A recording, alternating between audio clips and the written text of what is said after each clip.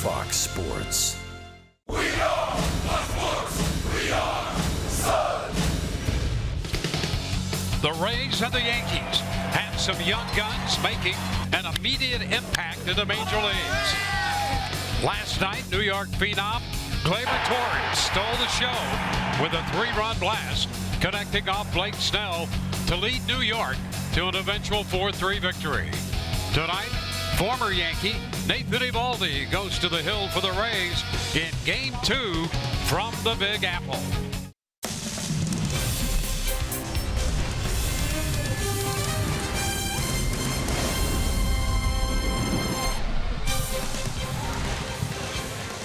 On a gorgeous night in New York, we welcome you to the Bronx and Yankee Stadium. This will be Game 2 of the 4-game series. The Rays dropping last night's first game by a count of 4-3. Hi again, everyone. Welcome to an evening of Rays baseball with Brian Anderson, Dwayne Stats. Great to have you aboard tonight. Well, the Rays have won 4 of their last 6, but they've had a difficult time of it here at Yankee Stadium. And tonight, as we prepare for this matchup, we focus on a couple of infielders who last night tried to get the offense started. Matt Duffy for the Rays and Gleyber Torres for this New York Yankee ball club. Well, listen, let's start with Matt Duffy. He's been the Rays' most consistent hitter all season long, and it's because he has not wavered at all in his approach of using the entire field. Hanging, breaking stuff, fastballs that are in, he's going to pull. Everything else is up the middle the other way, and look what he's done in his last 8 games. He's hit safely in 7 of the 8. There's that home run you're talking about last night on the first pitch of the ball game. 5 of these 8 games have involved multi-hit efforts by Matt Duffy. He continues to get the job done, and no reason to think it won't continue. And how about Gleyber Torres? In the minor leagues, in no season did he hit more than 11 home runs, but look what he's done in his last 21 games. 9 home runs, including 3 in his last 5 games, had the big difference maker last night. And he has said, listen, I am not trying to hit home runs. I'm just trying to hit the ball hard. And guess what? Those hard hit balls right now, they're leaving the yard. Well, on the mound tonight for the Rays, tasked with trying to put the kibosh on this New York Yankee lineup will be Nathan Eovaldi, who has made 3 starts trying to get back to the effectiveness he had when he came off the disabled list and made his first outing of the year against the Oakland A's. And the difference in that outing, Dwayne, was the slider and the split were very, very consistent. And I think that's what he's going to have here tonight against this Yankee lineup. When you talk about his 3 starts, the one thing that he's done in a cumulative, when you look at all 3 of them together, he's limited base runners, just 10 base runners in 16 innings, has been victimized a few times by the home run. You got to keep the fastball out of the middle of the plate, but you know what's going to be there velocity-wise? Look for the slider, look for the split. If those are on point early, he's got a chance to put together a great outing. Well, there you are, the career record for Eovaldi here at Yankee Stadium, 10-4, 1-1 this year. And Jonathan Loaisiga is making his major league debut. Just 23 years old, he has not pitched above the AA level. So a couple of right-handers go at it tonight. Rays and the Yankees in Game 2 of this 4-game series.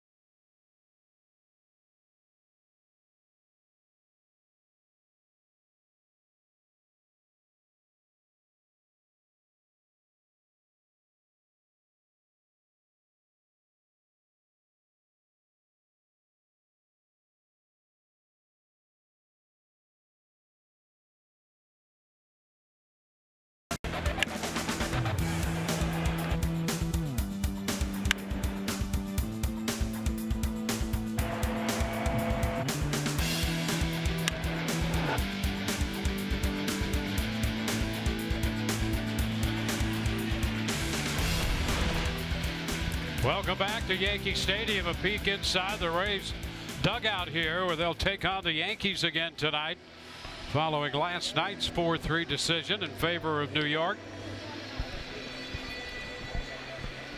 And we'll take a look at the starting lineup for the Rays, presented by your Southern Ford dealers. Matt Duffy will again lead off as the designated hitter. Jake Bauers is at first. Wilson Ramos will hit third. He'll do the catching, batting in front of second baseman Joey Wendell. Willie Adames is the shortstop, hitting sixth. Malik Smith in center field. Christian Arroyo bats seventh. He'll play third, with Rob Refsnyder in left and Johnny Field hitting ninth and playing right field. Well, taking the mound tonight and making his major league debut for the New York Yankees is going to be right-hander Jonathan Loaizaga. Let's take a look at a scouting report on him. Meteoric rise. How about this, Dwayne? We could have scouted him earlier this season. He started off as a member of the Tampa Yankees in the Florida State League, got 6 starts at Trenton in Double-A, and now making his major league debut. That is quite the season already here for Jonathan Loaizaga, and he's got power stuff. You know, 5'11", about 170 pounds. Fastball's going to sit 93 to 96, has gotten it up to 98 miles an hour. He's got a power curveball that has tremendous spin rate and a very good changeup. And some people think that changeup may be a little bit too hard, but he's got a 3-pitch mix. He can rack up the strikeouts. Let's take a look at the defense and see how it's going to line up here behind him. Brought to you by our good friends at Gold and Diamond Source in the outfield left to right. We've got Brett Gardner, Aaron Hicks, and Aaron Judge. Across that infield, third to first, Miguel Andujar, Didi Gregorius, Gleyber Torres, and Greg Bird, with Gary Sanchez behind the plate. Well, here we go with Matt Duffy stepping in. Hit the first pitch he saw last night out of here to get the Rays on top. The game the Yankees eventually won by putting together a 4-run fifth. All set to play ball. Loaizaga all set, and the first pitch, a cut and a miss on the fastball, and that fastball 97. First pitch of his major league career. You can imagine that the adrenaline is pumping, and it'll be key for him to control that here early in the game. Another fastball. He misses with that one, 1-1. Matt Duffy 7th in the American League in hitting at .316. Hitting .374 off right-handers. 2 balls and a strike. Rays start the night 32 and 36, running third in the East. 15 games off the pace. Yankees continue to have a percentage advantage over the Boston Red Sox, although in the games behind column they're a game back, but a better winning percentage. It's one of the strangest set of standings you'll ever see. Higher winning percentage, you're in first place, but you're a game back. And there is ball 3, 3-1. I think the Yankees have 6 makeup games right now, so they played fewer games than Boston, and you figure for Aaron Boone, those standings and those makeup games present a challenge. I mean, how about that? There's ball 4. Well, the first pitch strike, and then 4 straight pitches out of the zone. The Rays have a base runner. Yeah, and how about this? So in his combined minor league 10 starts between Tampa and Trenton, his strikeout to walk ratio was 58 to 4. Doesn't walk anybody. Yep. And walks the leadoff man here. But again, it goes back to what we're talking about with the adrenaline. Everything pumping high right now. Yeah, you're going to be a little amped up. That's the combo right there. 10 games in the minor leagues, 6-1 with a 3 ERA and just those 4 walks. Bauers fouls it the other way. Well, he's consistently at 97 here in the first inning. Well, he's got a very smooth, athletic type delivery. You know, they talk about it being a very clean delivery, one that he can repeat. You can see that in the walk rate overall.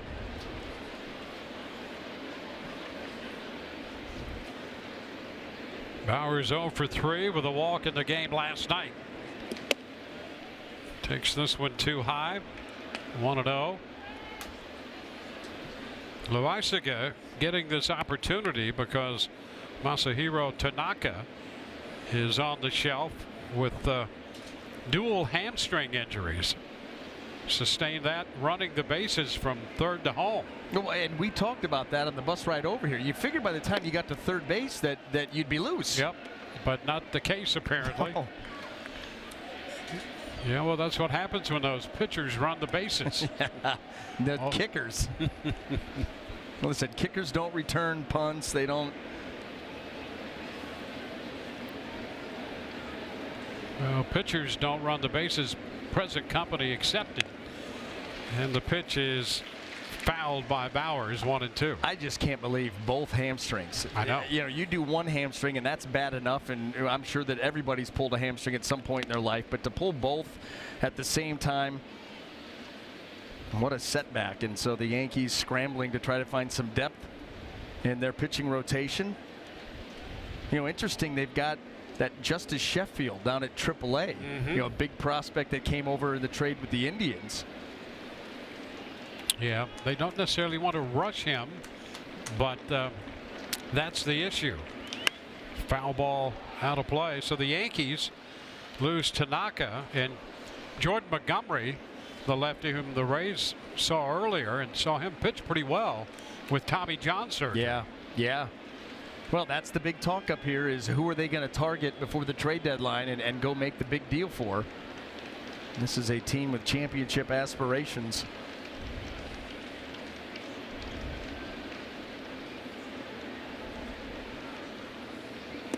And Bowers is out on strikes.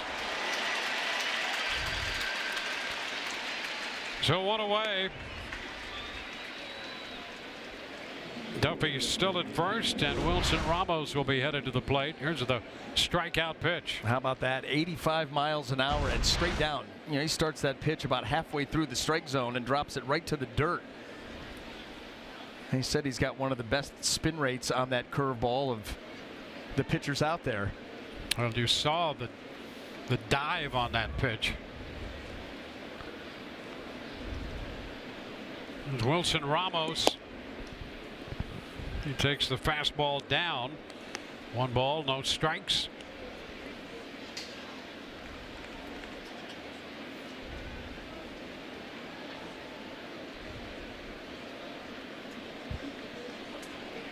Ramos hitting .282, making a bid for the All-Star team.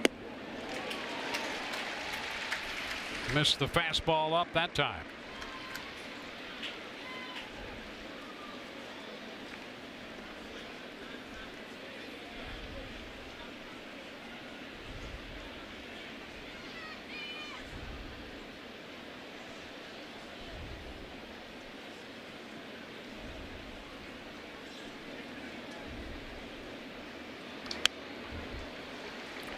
A ball, 2 strikes.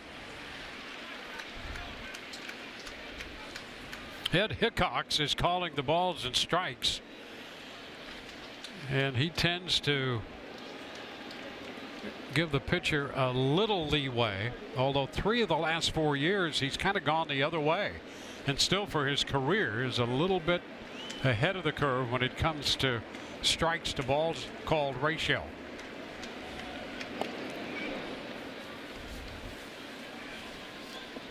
And keep an eye on Duffy.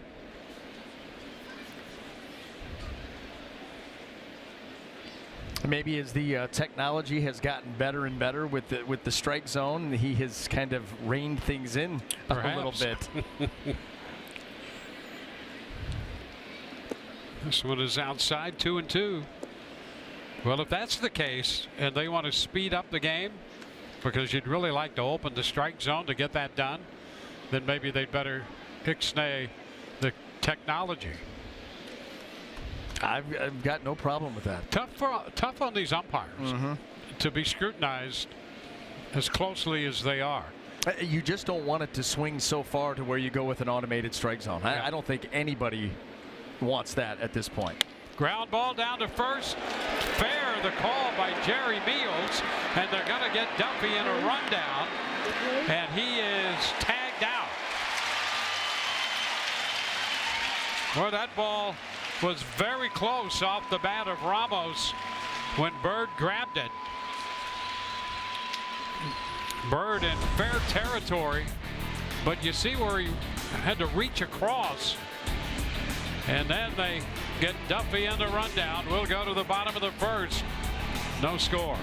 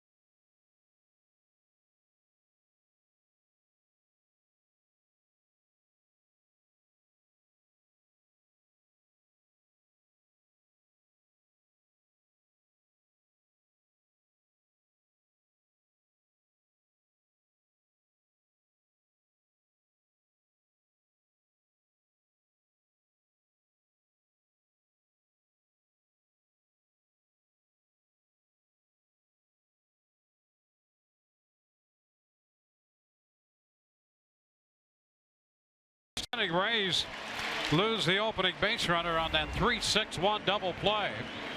Tonight's lineup for New York, presented by your Southern Ford dealers. Brett Gardner leads it off, then Aaron Judge and Didi Gregorius, Stanton, Bird, and Sanchez down the middle, followed by Hicks, Andujar, and Torres, all against Nathan Eovaldi. Well, his fourth start, even up record in 16 innings of work, just has the 2 walks, has given up 8 hits. An opponent average 143. First pitch is a ball up and away. Well, so both of these guys, first pitch of the ball game for each one of them, 97. Bringing it early.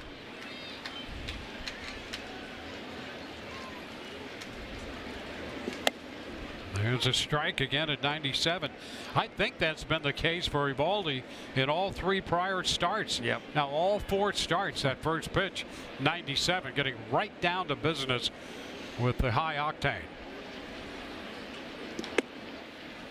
2-1. Well, if you've got it, use it. And you know, he didn't pitch last year. We've talked about that. So he's so happy to be back out on the mound competing. He's got good power stuff. Liner into center. That's going to fall in front of Malik Smith for a base hit. So both teams put the leadoff man aboard. Well, let's take a look at the Rays D, brought to you by Golden Diamond Source. In the outfield, left to right, we have Rob Refsnyder, Malik Smith, and Johnny Field across that infield, third to first. We're going to go with Christian Arroyo, Willie Adames, Joey Wendell, and Jake Bowers, with Wilson Ramos behind the dish. Kevin Cash and the Rays running third in the AL East.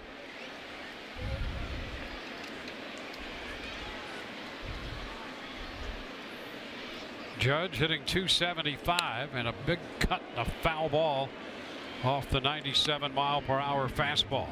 Fifth in home runs with 18. Fifth in runs batted in with 46. And the vast majority of that damage has been done here at the stadium. His home road splits vastly different.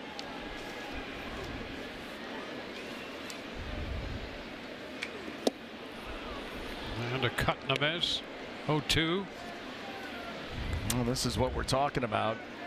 The average at .353. The on-base percentage here at home is at .494. 2/3 of the homers.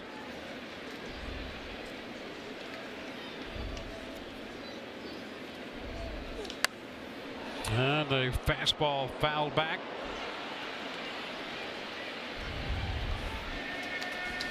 Well, that fastball consistently up 97, 98. Got the slider and the cutter and the split.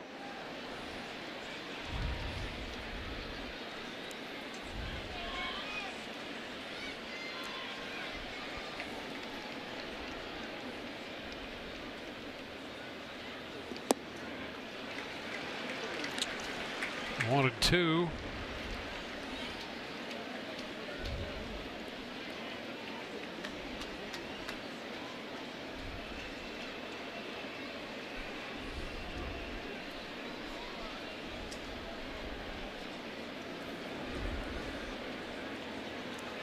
Over to first, and a reach by Bowers to come up with that. Boy, and a good thing that he did that throw a little offline. Brett Gardner would have been off to the races.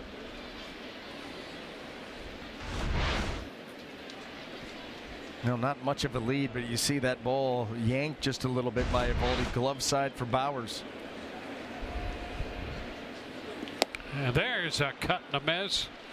So he strikes out Judge after giving up the hit to Gardner. Now, how about the location? He gets him with that location and with the change of speed, little late movement. And we talked, coming into this ball game, that slider and his split are going to play a prominent role and go a long way in determining how this night turns out for Eovaldi and the Rays.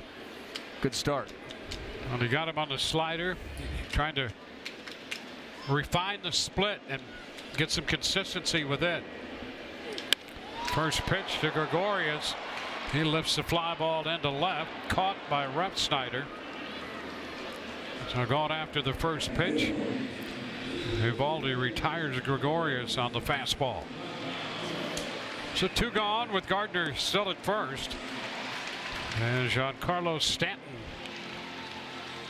the designated hitter, about to step in. Well, as we mentioned earlier, and as you know, Eovaldi pitched here for New York. Said he likes pitching at Yankee Stadium. Always a lot of noise. The fans are consistently involved in the game, and he tries to use that, even though in this case he's pitching against this New York lineup. Yeah, either way, they keep you focused. It's a big stage, and you're right, there's a constant buzz.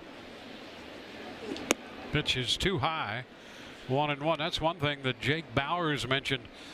Here's a rookie, never been here before. Walked out, heard that buzz, and it was loud all night. Something a little different than what he's been used to.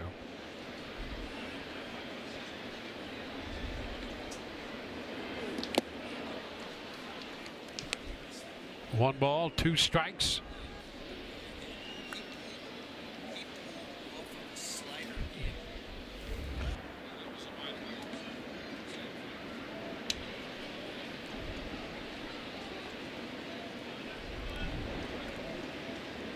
And a cut and a miss. Fastball by him. So Stanton is out of there. No runs ahead, the man left. Joey Wendell will open the second for the Rays.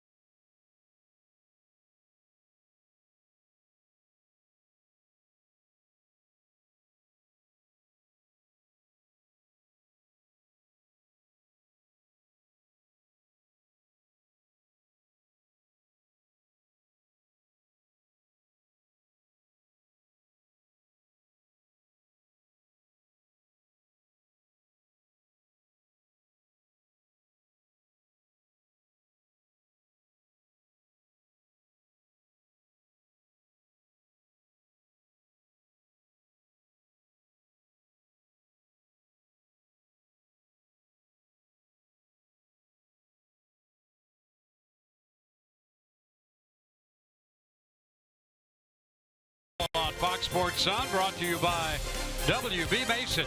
Who but WB Mason, the official office supply company of the Tampa Bay Rays.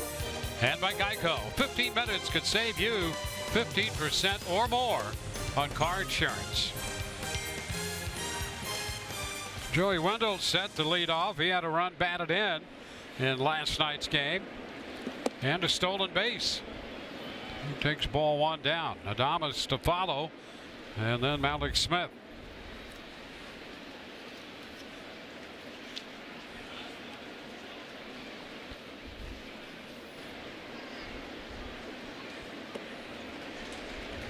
There's a breaking ball, and it's 1-1.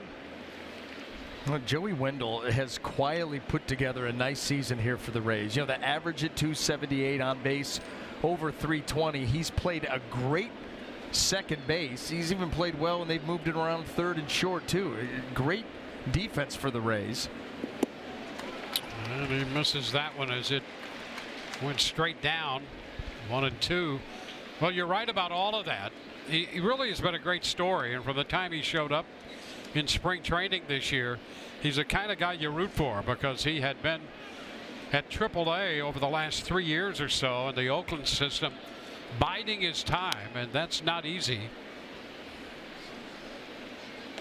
Well, you say Behind to a couple yourself, of infielders and a couple contracts over there, and so he gets a chance to play here. yeah, you don't want to waste those good. You know, you have that first good year in AAA. Okay, I'll go back, get off to a good start, and they're going to find a place for me. Well, you have another good year, year two, another one, year three. Like, am I ever going to get there? And I'm wasting my time. And it had to be hard mentally as much as anything else. But, you know, that's been his story all the way along. He didn't garner a lot of interest coming out of high school. He went to a small college and really had to battle for everything. He's earned everything he's gotten. And it's refreshing to see him get a chance at the major league level. Out on strikes. And Sanchez goes down to Bird to complete the putout on the second strikeout for this young right-hander. So one gone. Wendell retired. Here's Willie Adames. He had a base hit last night, was 1 for 4. Facing Jonathan Loaizaga. Pitch is too high. 1 ball, no strikes.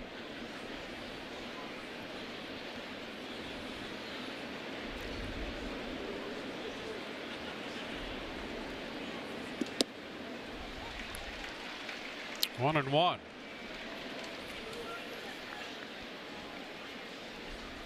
Well, the Rays with this lineup comprised of better than 50% rookies.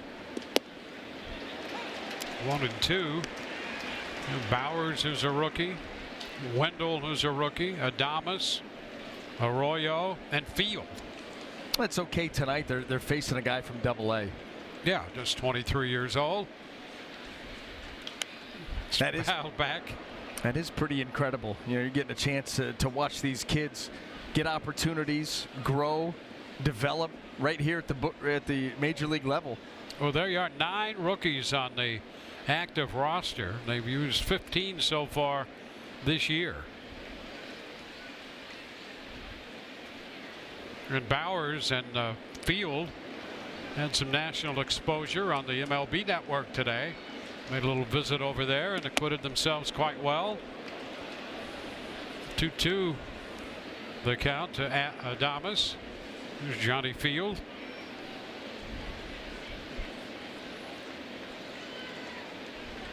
They made the positive impressions and were quick-witted at the same time. A couple of naturals.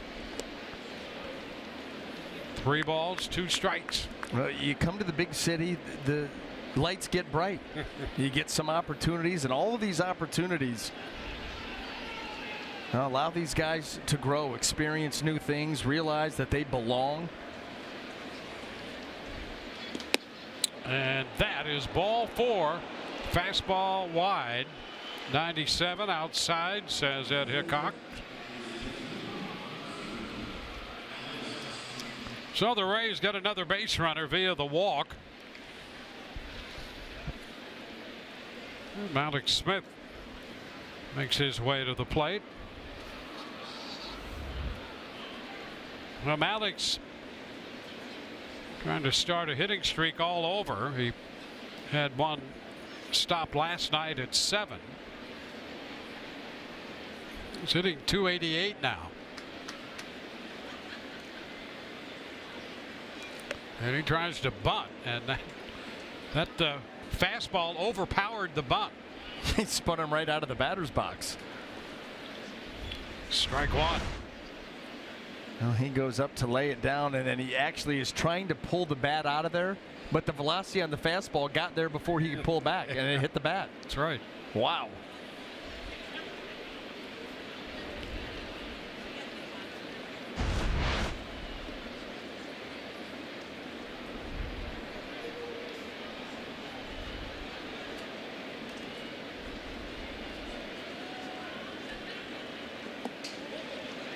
Now 0-2. So the fastball gets there before the bat can be pulled back on the bunt, and then he comes with the changeup. And Malik starts a little too early and can't hold up. It's a good thing you get 3 of these things. Is that in between? Very much so. You're in between right now. So.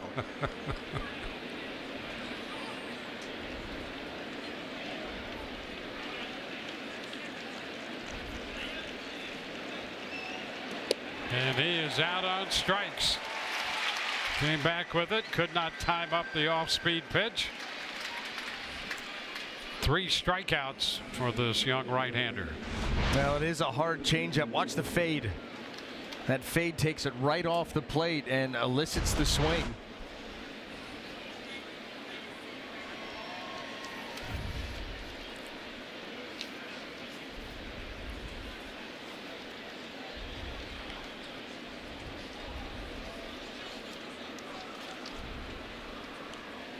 Over to first base. Adames is back in.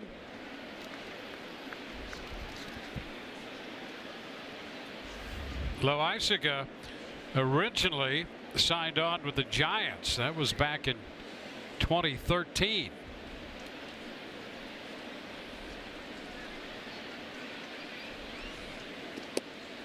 Pitch is a strike, throw to first, and back in is Adames. Quick toss down there by Sanchez. Christian Arroyo, the hitter. Here's another look at the get back.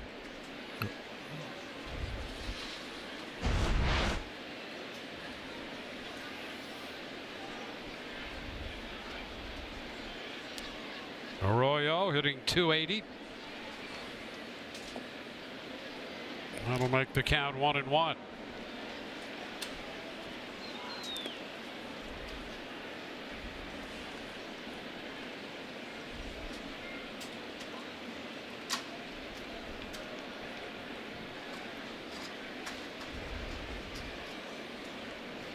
Rays had a runner on a walk in the first. Double play took care of him. Now with 2 outs, Adames at first on the walk.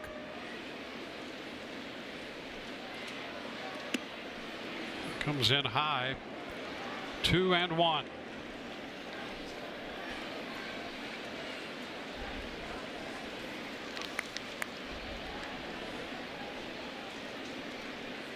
Rob Refsnyder on deck.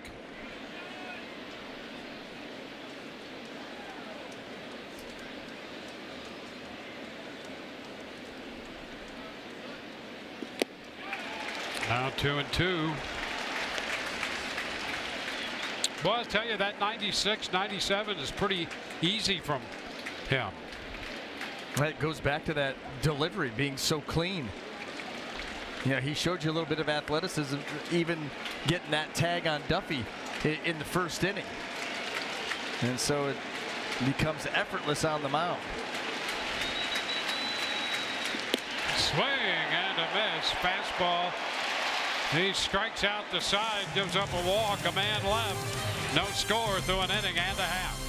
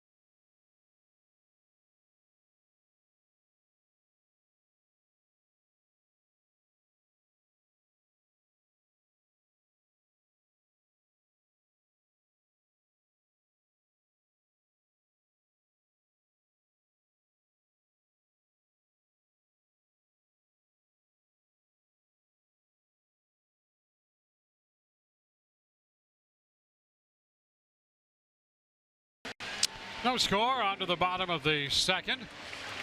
Tonight we're participating in the home run challenge. Every home run in this game raises money for prostate cancer research. Since June 1st, over $1.8 million has been raised in the challenge, and you too can make a pledge by going to homerunchallenge.org. Greg Bird, the first baseman, takes a strike, and at 96 from Nathan Uvalde.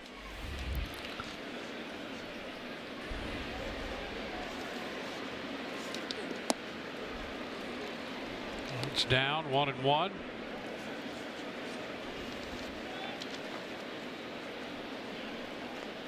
Bird did not play last night. Lines this one into right.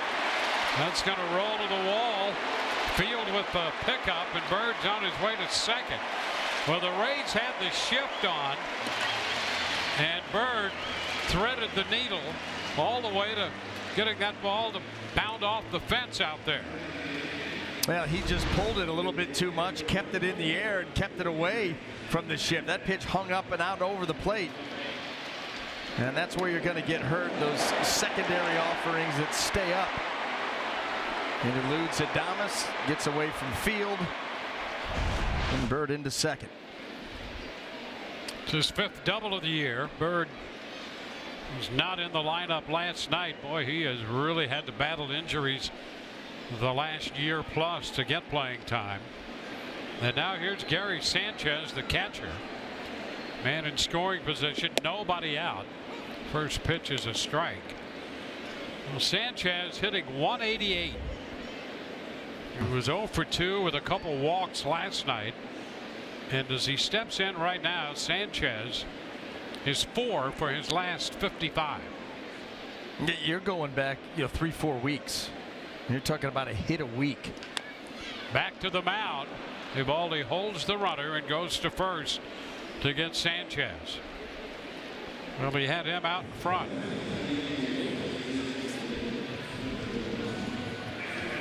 So one gone. Now Aaron Hicks, I beg your pardon. Hicks,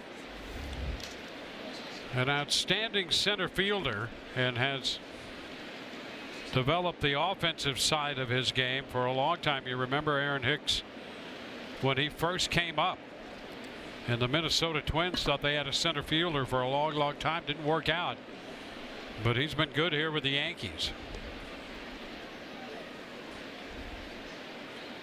Well, you settle into a lineup like this and you realize you don't have to do it all yourself. You've got plenty of help around you. For some guys, it lets them settle in. It's an interesting situation for a guy, especially like Hicks. And to your point, here's an outstanding athlete and defensive player. He comes here in a lineup where he doesn't have to carry the big load, and he comes into a hitting-friendly ballpark. And for him, if he can spray the ball around, it's spacious enough to take care of that. And he also has a little pop. And right field has always been very friendly for hitters, even right-handed hitters. I mean, you can miss-hit the ball and hit it out to right center here. And so this turns out to be, in those ways, an advantageous spot for him to play. Well, you know what? And that's what he did last night when you talked about that 5th inning. He got it started with an opposite field home run. Yep. Out into right center, batting right-handed. And then you think about that athleticism and that speed and the gaps here and how big it can get out towards center. A popper. Adames out from short will handle this one. So 2 gone here in the bottom of the second after the leadoff double by Bird. Miguel Andujar will be the hitter. Stuart Sternberg, the Rays' principal owner, and Michelle Margot will be visiting with Stu when this game moves into the top of the third to see what's on his mind. Can't wait, because you never know. It's always engaging. Now Andujar hitting .303. A pitch inside 1-0. 8 home runs and 28 runs batted in.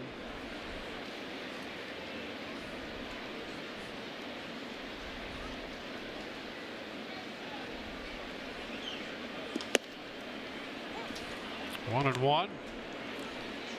Fastball mid-90s.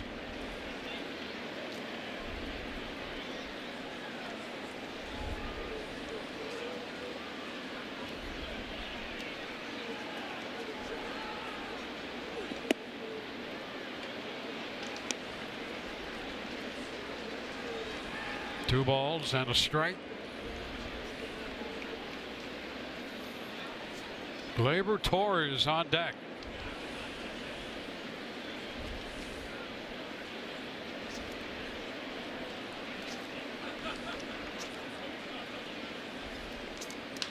Ground ball toward the middle. Wendell is there, and the throw to first is wide.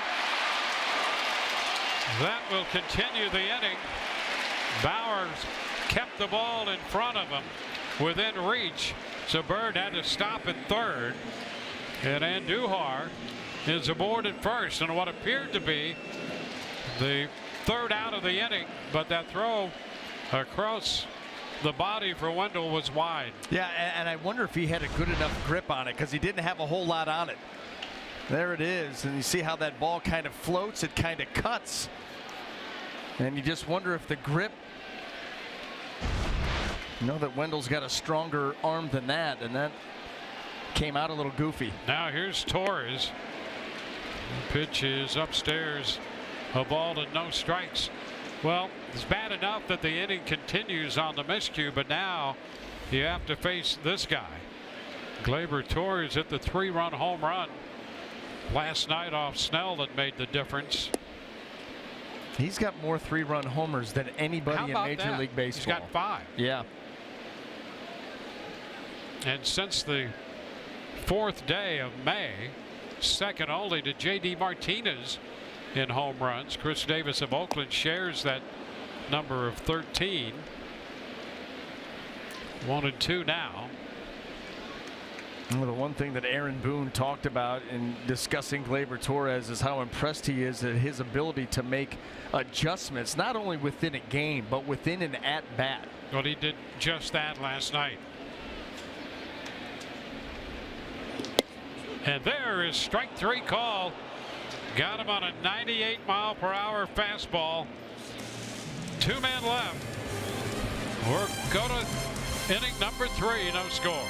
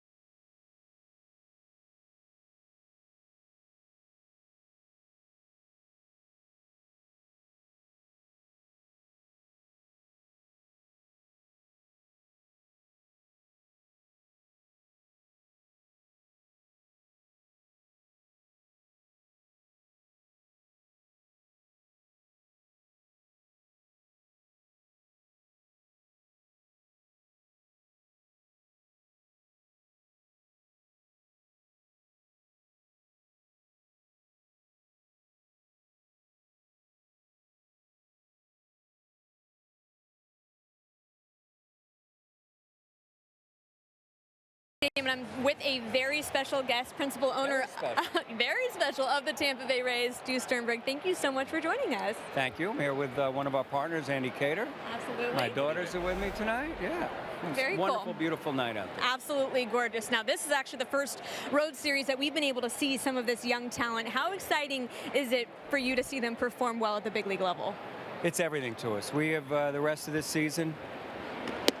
We've been looking forward to these guys coming up. They've come through they've come through the minors for us. Some we've gotten in trade, especially Willie and Jake Bowers. So the seeds that we've planted over the years, and they're grown, and it's great to see them at the major league level. And we're going to have a few months. We're all excited. Where do you think this current organization ranks in terms of years past with talent? I actually think of us similar to 07 in a sense. Not that next year is going to be a 2008 kind of situation, because you don't have the kind of, Evan Longoria's star power, Carlos Pena doing what he did then, and a lot of things coming together. But we're thick. The organization is thick with talent, and one of the things is like our starting pitching. We have more starting pitching than anybody in baseball. That should always be the case, and even we couldn't withstand some of the large injuries and the nicks and the bang-ups that we've had, and yet we're still doing great on the defensive side of the ball. Now, speaking of prospects, how do you think the Rays did with this year's draft? Really well, but in fairness, I do think it's one of those things. It's like when a sports person does a fantasy draft, you always think you did great in the fantasy draft because you get your guy, and clearly somebody else passed on him, and you think you got a bargain with him, right? But we're certainly thrilled with our #1 pick, who consensus-wise and any other way fell to us, if you want to call it that. We've had players fall to us before and it hasn't worked out, but this is a guy who we thought was a real top-of-the-draft talent. There we go. A real top-of-the-draft talent. Multitasking quite well here. Oh, it's my history. And I would say on a real-time basis, we were shocked when he got even to number 10 that we were even going to have a chance. So it changed our modus operandi a little bit. Now, with the bullpen opening games concept, do you feel like not just the team, but the league is kind of getting used to that phenomenon? I still think there's a huge amount of pushback. When we had started the shifting in size, there was a lot of pushback on the shifting, and we were derided. Shoot.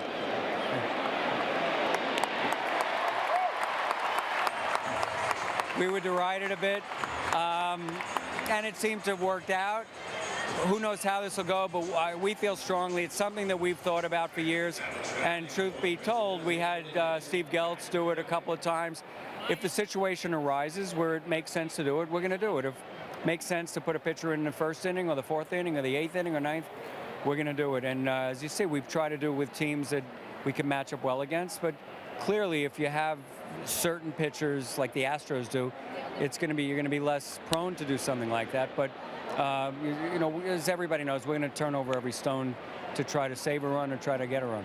All right, last question I got to ask. Is there any update with the new stadium? Yeah, I guess things are marching forward, and we're very prepared, and I believe, and everything we've been told is that we are as prepared as any other organization has been for unveiling sort of a plan and where we are. We look forward to working with Hillsborough and the city of Tampa going forward. The support has been great. There's been a lot of excitement, and we couldn't be more excited about, I keep using the word excitement, but it's true, we're excited. We couldn't be more excited about the model and what the stadium looks like, the location.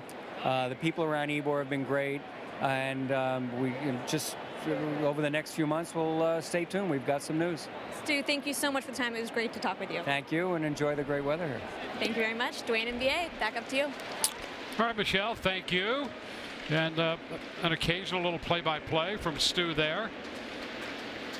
I'm writing down the "oh shoot" phrase, and I might steal that from him from time to time. 2-2 the count on Duffy. I like it. I like it. The foul ball back. Interesting. Stu did say right there at the end, over the next couple of months, there might be something to be said about the stadium issue. So we'll be patient and see what happens. Walk to Rev Snyder. He was erased on the 6-3 double play. The ground ball to short by Duffy. The throw from Gregorius is in time, and we'll go to the bottom of the third. Rays nothing, New York nothing.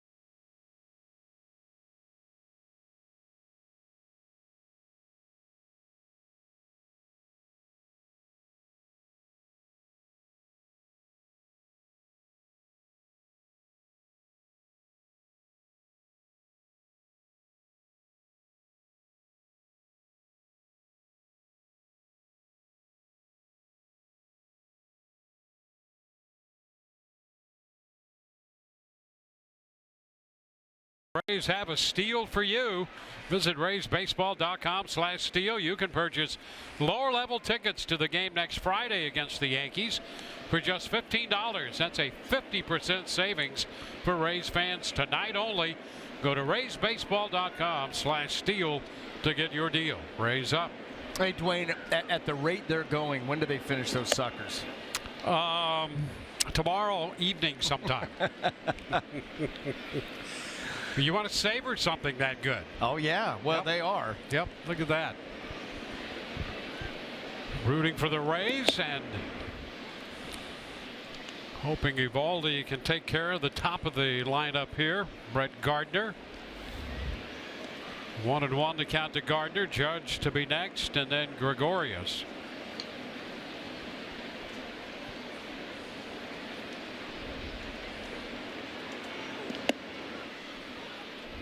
One and two. Yeah, that last shot comes under the heading of you can't have your lollipop and eat it too, but you can certainly try.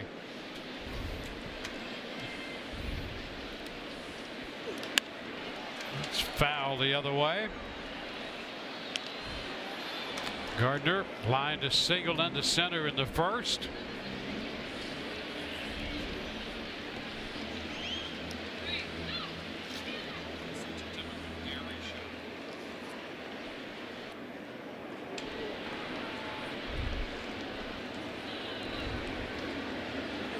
And a cut and a miss. Gardner out on strikes. Strikeout number 4 in this game for Eovaldi.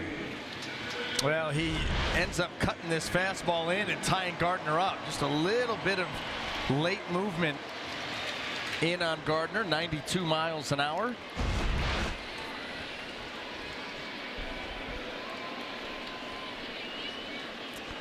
Now Aaron Judge. He struck out swinging his first time. There's strike one.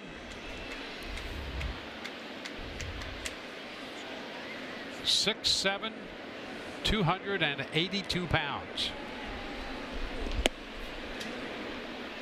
1-1. Boy, long levers can create a lot of leverage, has an absurd amount of power. But you know, with being that big, you've got a really big strike zone to cover too. You were talking the first time around about what his numbers had been here at home. The on-base percentage is ridiculous, almost 500 here, 494 at home. Well, teams pitch him so carefully here. He's got so much power, and really, it's any ballpark in the country, but or out of the country if you're talking about Rogers Center. But they pitch him so carefully here, and he's been patient enough to take his walks. Try his best to not expand the zone.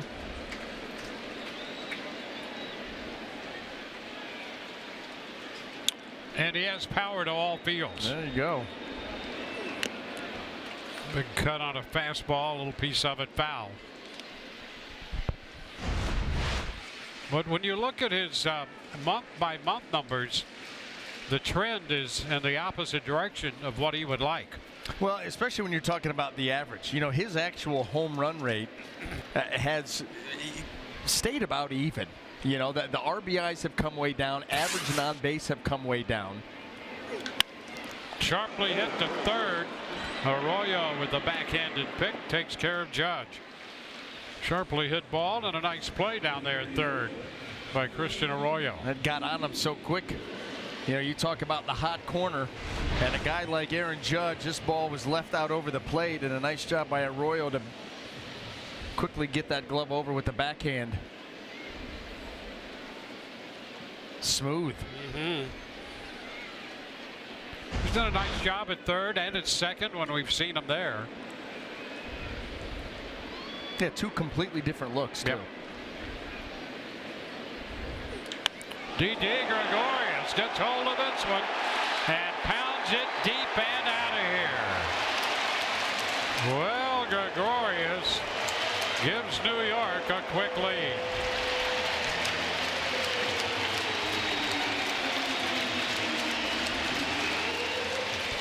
His 14th home run of the year. 1-0 New York.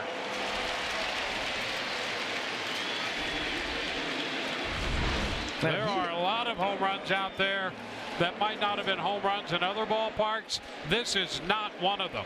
That's out of any ballpark.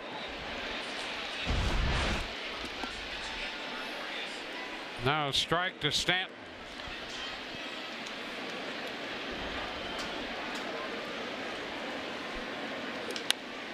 And to chop back a second. Wendell has it, and a throw to first in time. So the Yankees score a run on the long home run by Gregorius. On to the fourth we go. 1-0 New York.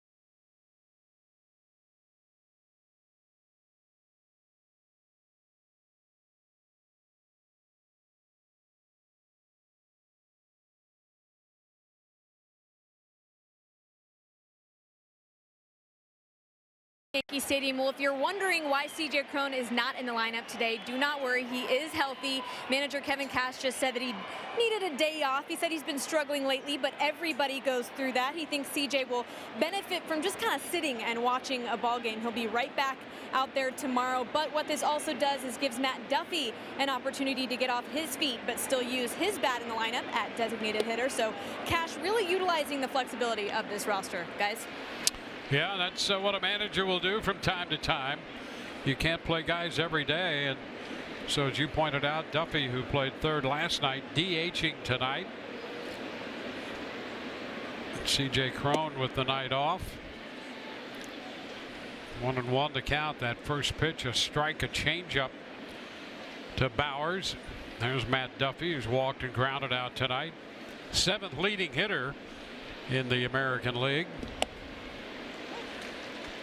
Now 1-2. Bowers, Ramos, and Wendell due up with the Rays down. A 1-0 game on the Gregorius home run.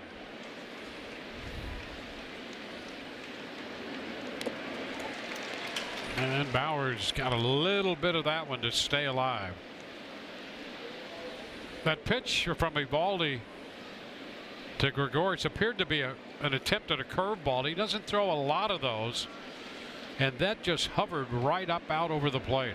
Yeah, he was trying to steal a strike is what he was doing. And when you saw Gregorius just unload, and he had such a great start to the season, a miserable how May. about that stretch he went through? Man, extremely difficult, and then has started to heat up once again. And Bowers swings and misses. So he's out on strikes for the second time. Take another look at that pitch to Gregorius. Yeah, and you know what? And the Eovaldi knew it. Trying to sneak a strike. You're up there not expecting the hitter to attack a first pitch curveball, but that's exactly what he did.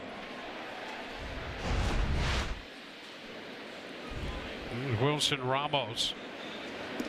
You know, and really, when you think about it, that's just Didi Gregorius reacting. It's not like, you know, Nathan Eovaldi even throws enough curveballs to be on your radar. Yeah, you're not going to look for that because really it's in the low single digits in percentages that he's even going to throw the curveball. He'll have an outing where he won't throw one. Yeah.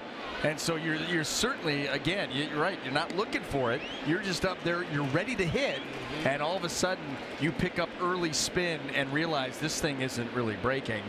And boy, he turned it loose.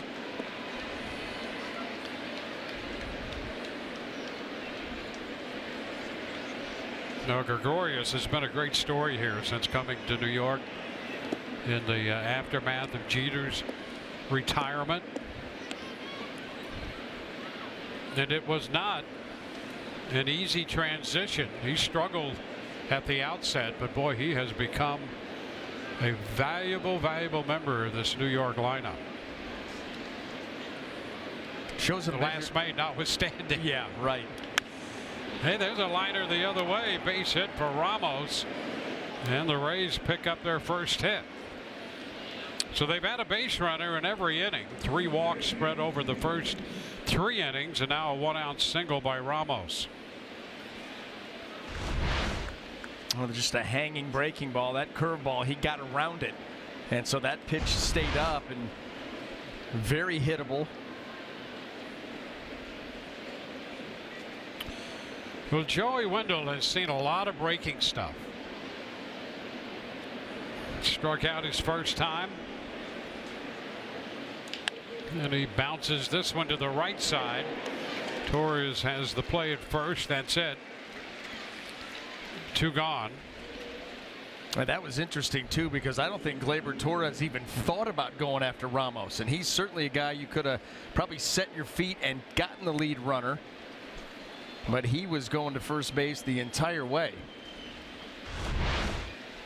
There's the breaking ball. There he tops it. Torres certainly could have set his feet and gotten Wilson Ramos easily at second, and just chose to take the out at first. Well, let's see if the Rays can take advantage of that. Move up.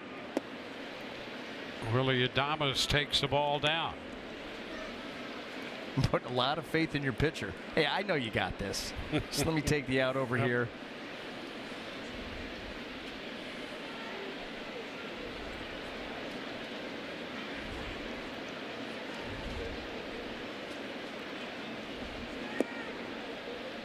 This is down 2-0. Jonathan Loaiziga, 23 years old, out of Nicaragua.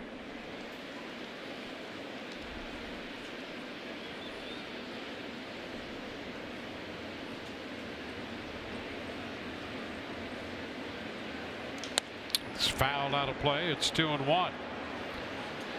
Pretty good right-hander by the name of Dennis Martinez with 245 wins out of Nicaragua. How about his story? You look at his entire career. First of all, 245 wins. Yep.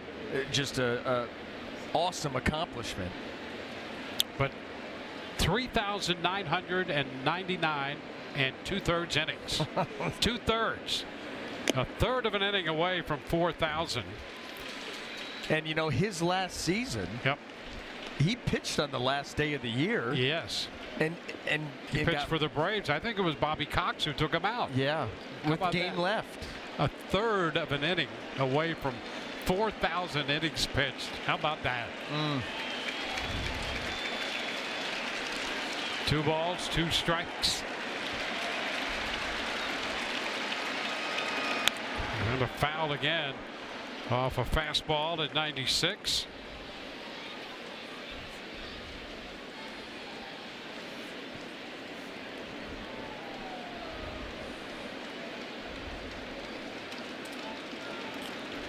This young right-hander here, the 15th Nicaragua-born pitcher.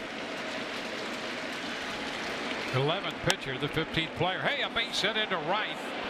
Ramos will stop at third base with Judge coming in to make that pickup. So it's first and third. Adames a single the other way. And that's going to give Malik Smith a chance to see if the Rays can get on the board. A very smart hold there by Matt Quatraro. Nice at bat by Willie Adames too, and going down and getting that breaking ball. And you can see him holding it straight up. No way you're going to run on Aaron Judge and his arm from out in right field. One of the best in the game. Yeah, Matt was out there to get right in front of Ramos and the path he would take, so he was willing to give up his body to make him stop at third. So first and third now. And here's Malix.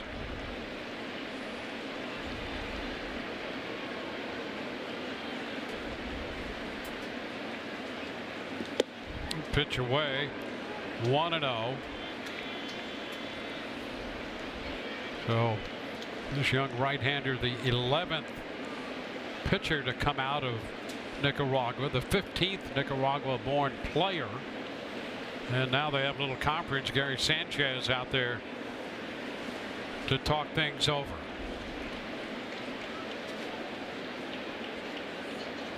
Rays with men on base in every inning. Single walks in the first, second, and third innings. And a couple of base hits in the fourth. And that finds Ramos at third, Adames at first.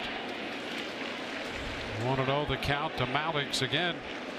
Smith 0 for 4 last night. In fact, he made the last out of the game. And that put an end to a 7-game hitting streak for Smith.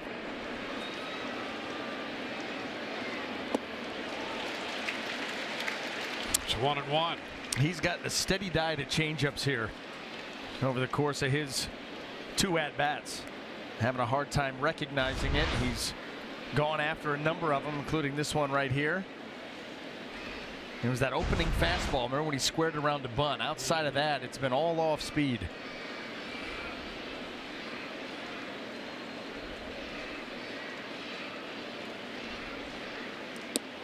And now strike 2. Staying off speed with him. At some point, he's coming back with that heater. At some point. He continues to lull Malik Smith to sleep with the changeup. At some point, he's going to try and juice him. Not But yet. probably not this time. No. And it's down. Blocked by Sanchez. 2-2. Take a look at the block. Well, that runner on third becomes so important, and that thing almost skipped through the 5-hole, and what made it more difficult was it hit the plate. So it hits the plate, it skips. Almost made its way through.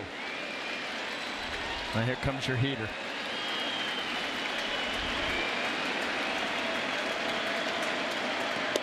And a bit wide with it. And the count is full. Well, finally he came with a fastball, but outside. That's the one that he needed. He would have blown that right by him. After all those changeups that he missed with it. So now back to the drawing board.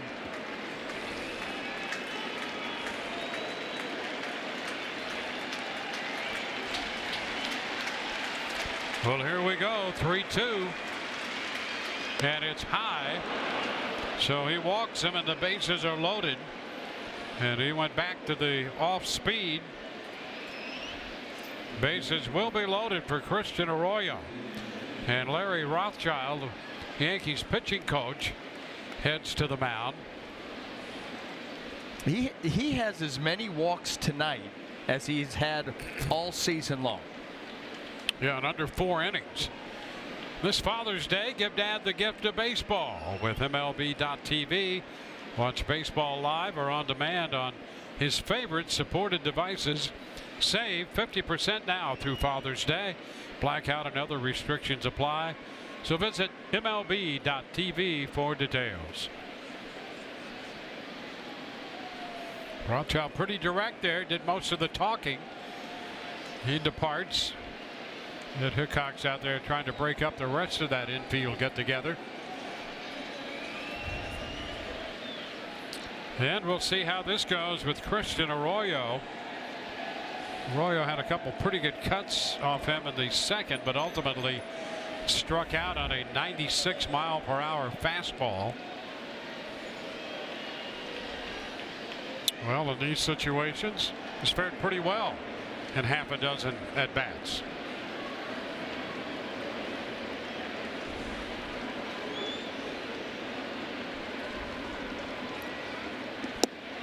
And a cut and a miss. Oh, that's a gutsy pitch there by Loaizaga. Coming in with the first pitch breaking ball after his 4th walk of the game, and I'll tell you, he had Arroyo fooled and pulling off of it. And because that breaking ball stayed up.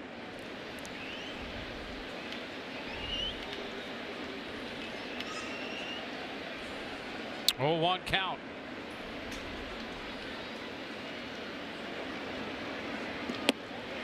Now strike 2. Got away with another one here. This one really hung middle, and you start to peel off that one, and you're gonna run into it for extra bases probably.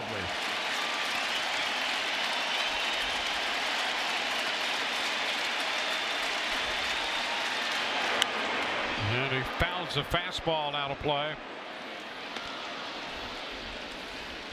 Down 2 strikes. Ramos at third, Adames at second, Smith at first. He comes breaking ball here. He better be careful to not overthrow it. This will be the 28th pitch of the inning. And it's down. And you know what? It may have supposed to have been a curveball. Gary Sanchez got eaten alive by that fastball. You know, obviously with a runner at second, you're going with a different set of signs. He's getting ready like he's going to block that as a breaking ball or anticipate blocking it. And you get hit with that. You saw him give the eye like, hey, listen, pay attention and calm down. I get told that a lot.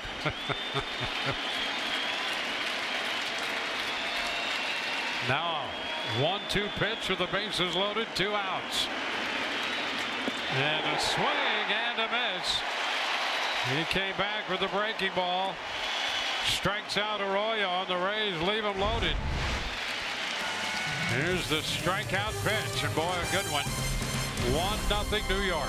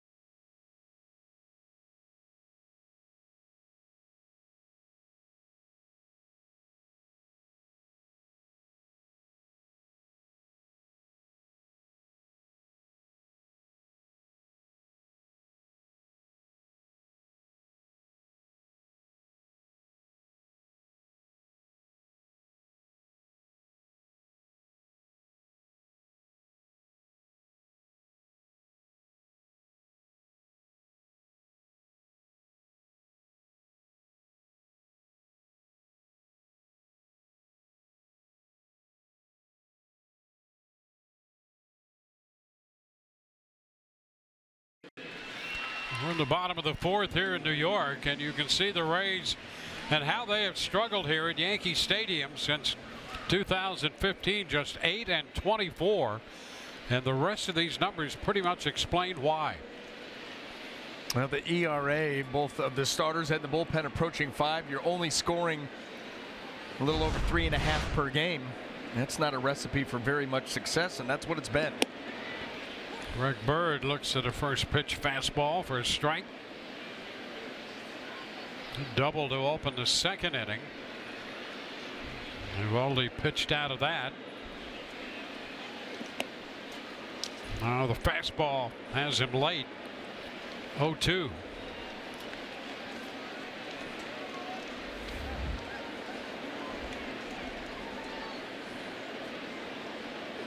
Ground ball right back to the hill. One away. Bird out of there. Now the catcher, Gary Sanchez.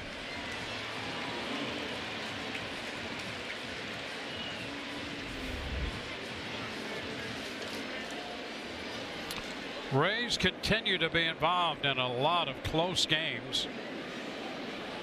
They played 28 one-run games. They're only 10-18 in those. Down 1-0 tonight.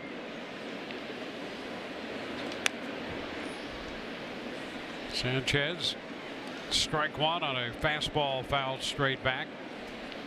Yeah, that's something that Kevin Cash has talked about. You know, the razor thin margin of error and how every play needs to be made. They cannot give away or continue to give away outs on the base paths. They need to be able to make the plays in the field, the big pitch when needed. This offense is built, the Rays offense is built on getting the big hit. They're going to get guys into scoring position. They need the big hit to be able to bring him in, and all of that together matters. 2-1 on Sanchez. You got to believe too, with them playing that many games, these guys get frustrated. They're like, we're that close, that close all the time, just not able to quite get over the hump.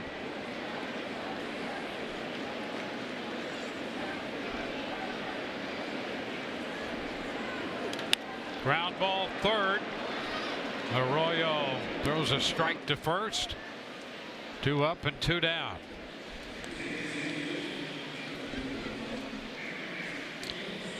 Aaron Hicks on his way to the plate.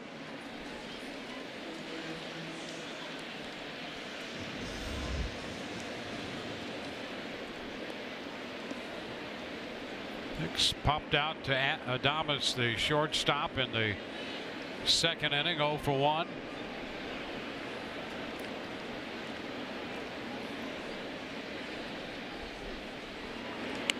He tries to bunt. When he puts that bunt down, he could almost walk to first base. Well, Arroyo is so far off the bag and playing at a normal depth. Pretend I just circled him right there. He's the guy closest to third and kind of back.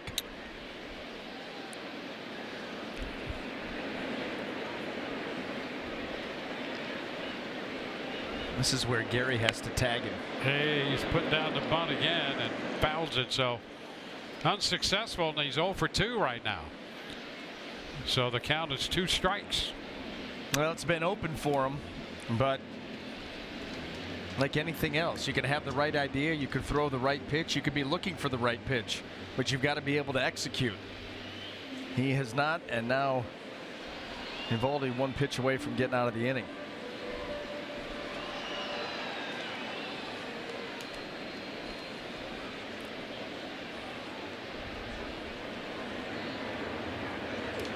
And it's fouled back. Hey, by the way, in this at-bat right here, we've seen 3 different deliveries from Eovaldi. You know, the first one, he had almost a slight pause.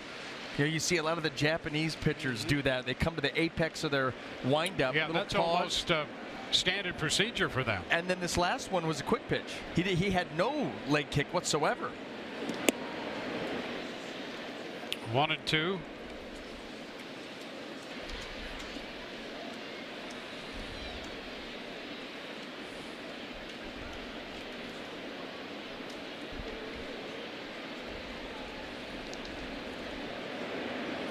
Ground ball right side. Eovaldi's going to have to get over.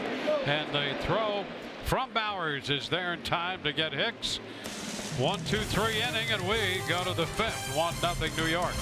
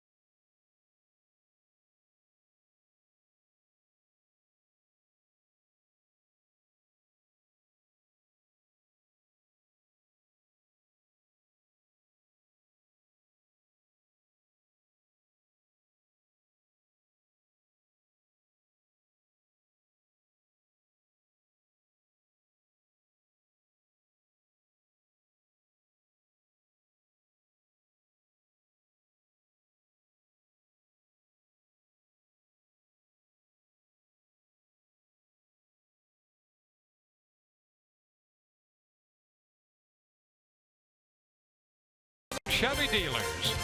By Eldorado Furniture, a different kind of furniture store for over 50 years. And by your local Ford dealers. You see those tulips there? I do. Saw our director Gary Nicholas tiptoeing through those tulips earlier today before he found his way into the production truck. Wow, the Gare Bear? Yeah. Went out barefoot through the tulips? Yes, he did. 1-0 the count to Rob Refsnyder.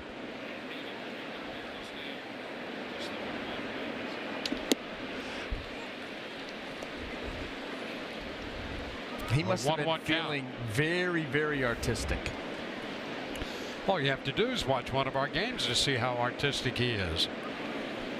And just gathering inspiration. Tap foul. 1-2. We need to get him to a furry convention. Because I've got the perfect get up for him. Yep. I'm not a very creative guy, but I know what it would look like. I just say have at it. We've been around one before. But that was a few years ago in Pittsburgh. 2-2. Of all the likely places we've hit across America, Yep. it was in Pittsburgh. In Pittsburgh. Yep. They love it. Gary tells it actually happened twice in Pittsburgh. Hey, there's a line drive up the left side. Foul. Well, he would know since he attended.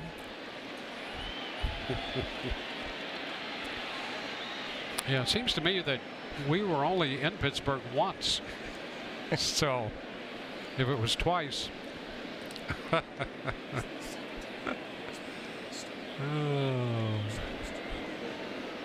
2-2 now. Rays try to get something going. High popper into shallow center. Torres going out now. Judge coming in, and he makes the catch in shallow right center. Ref Snyder is out of there. Time now for Lowe's whole team together. And we'll look at the New York pitching numbers in June, and it has really held their team together. Team ERA of 2.21, and look at that bullpen. The bullpen has gotten its act together, all of these guys, and I'll tell you what, Aaron Boone has just top-notch talent to turn to in just about any situation. You know, Dylan Betances, had a little stretch where he was struggling. He has locked it back in. He's given up 2 hits in his last 14 innings.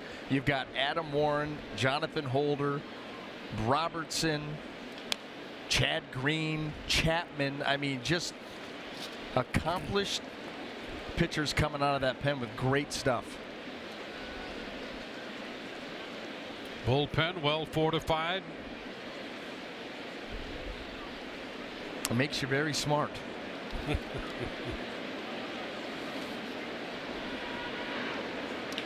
There's a liner and a base hit for Johnny Field. He'll make the turn at first. Hicks returns the ball to the infield. Well, the Rays have had base runners in every inning. They left them loaded in the 4th. And so Johnny Field down there out of the 9th spot. A solid line drive base hit into center. You know, Field just quietly has put together a good job for the Rays. We've seen him hit the ball all over the place. He can play all over the outfield. Here's Duffy, strike 1. Yeah, the other thing that he has shown is a level of intelligence in this game. Even going back to that base hit, knowing that Loaizaga got a very good fastball. He was so short, direct, and quick to that baseball. Didn't try to do too much with it and just bang it right back up the middle, trying to get something started. And that's just being a smart, heady player. That has been a redeeming quality about the makeup of this team. They resemble baseball players. You can say, well, they're all baseball players. Well, of course, they have uniforms and they're playing baseball, but there are baseball players and then there are baseball players. And these guys showing signs of being the latter, which is a positive thing for the development of this club. There's one. You get He's a baseball player. Yeah, there's a number of them, but it's the intangibles. It's stuff that's hard to put your finger on. Just a good feel for the nuances of the game, situational things. It's fouled up the right side. Know when to go for it, when not to. Yep. Good instincts is really what it comes down to. Baseball instincts. And we have been around enough to see that there are a lot of good athletes in this game that always don't have the greatest of baseball instincts.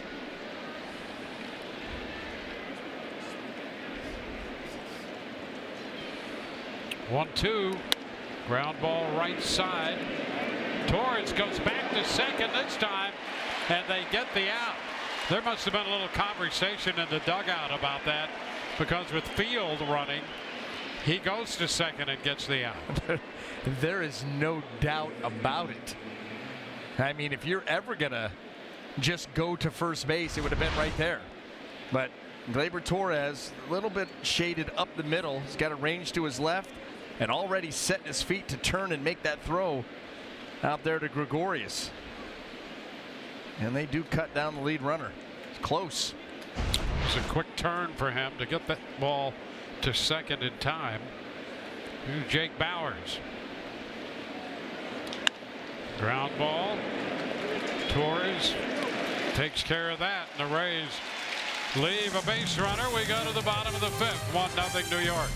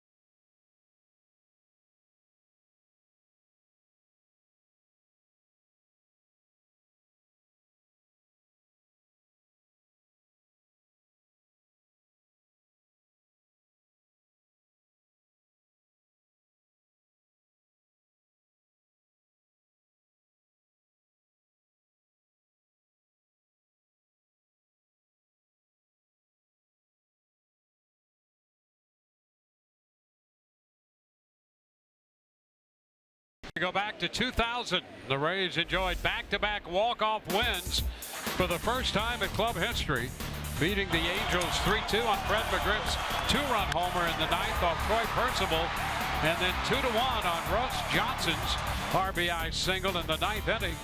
That came the following day off Shigetoshi Hasegawa.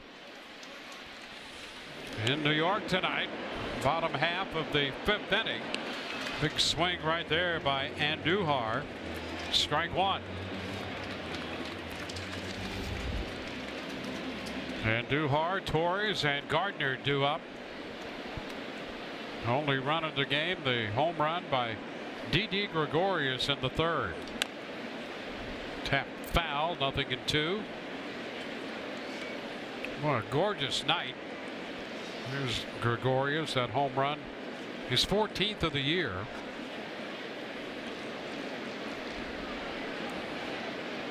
And a hanging curveball out.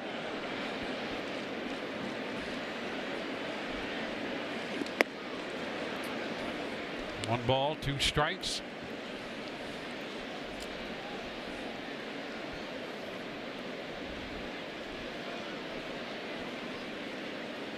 Ground ball toward the middle. Long throw from second, not going to be in time. Adames couldn't get there. Wendell shaded that way, got there, but had to make a long throw. And Andujar has a base hit. Perfectly placed. You can see where Wendell is, and he is certainly shaded in a good area, but just splitting the difference between Adames and Wendell, and it allows Andujar to get down the line and reach safely.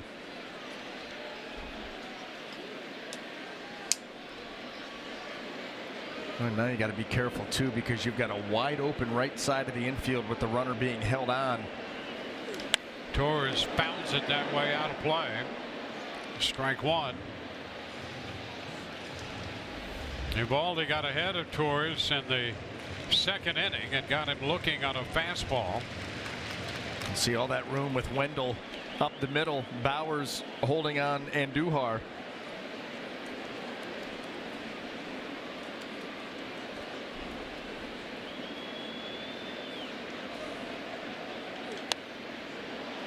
Fouled out of play, 0-2.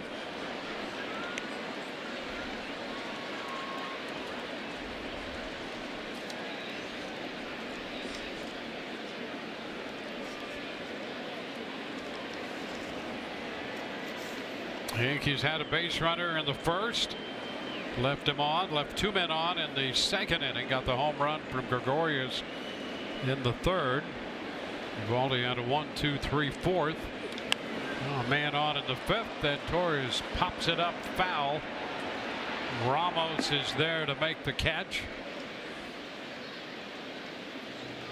That'll be out number one. Bowers was coming down from first when Ramos was tracking that pop foul, and as Torres left, he dropped the bat, and it was in a potentially difficult spot perhaps for Ramos, and so Bowers was down there just in case Ramos ran into that bat, but he caught it about 2-3 steps from it. Brett Gardner.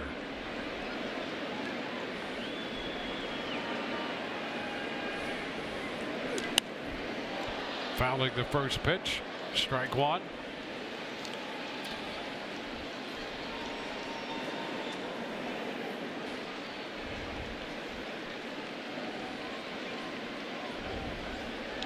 Nine consecutive first pitch strikes now for Evaldi tonight. Well, that's one of the categories that he has excelled in his, well, now fourth start. He was over 70% coming in. Of course, that goes back to that start that he had in Washington. And you see his pitch count right now, working to the third hitter in the fifth inning, 66 pitches. Well, he's ultra aggressive out there on the mound, pounding that strike zone early, getting ahead early, obviously. Ground ball back to the mound. Adames 1, Bowers 2. 1-6-3 on the double play. We're through 5 from Yankee Stadium. A 1-0 ball game as the Rays will send Ramos to lead off the sixth. Here's the double play to end the fifth.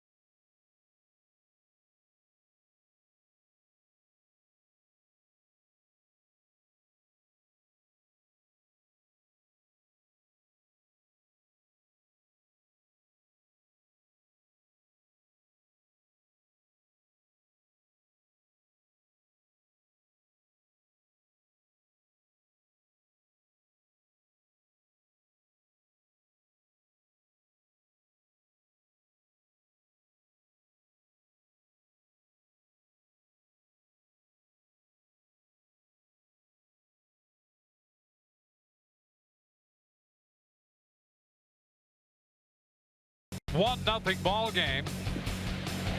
The young right-hander out of Nicaragua starting this game, Jonathan Loaiziga.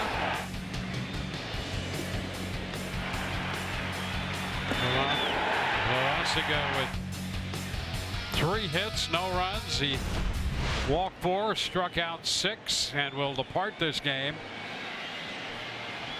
with a 1-0 lead. Yeah, successful debut. I mean, he went 5 scoreless, wasn't always pretty. He matched his number of walks that he had in the minor leagues in 10 starts here tonight, but he was able to pitch around it, keep the Rays off the scoreboard, and now gives way to that vaunted bullpen. Jonathan Holder will be the first man out of that pen. Just recently turned 25 years of age.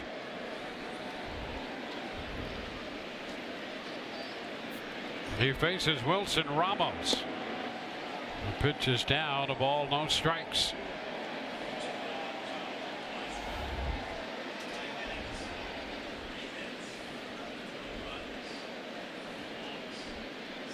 So Loaizaga 91 pitches, 57 strikeouts, 5 innings of 3-hit shutout baseball. 1-1 to count.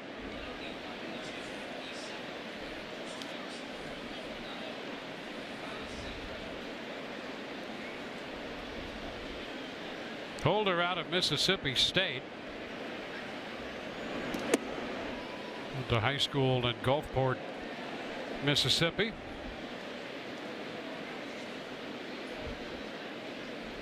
He was drafted in 2014. Got to the big leagues initially a year before last for a handful of games.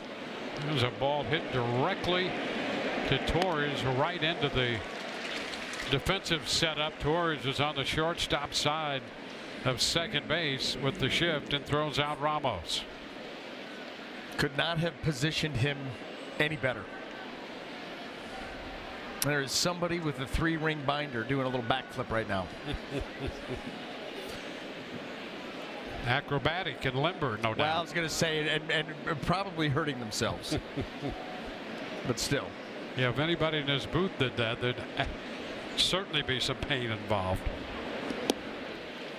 Now a strike to Joey Wendell.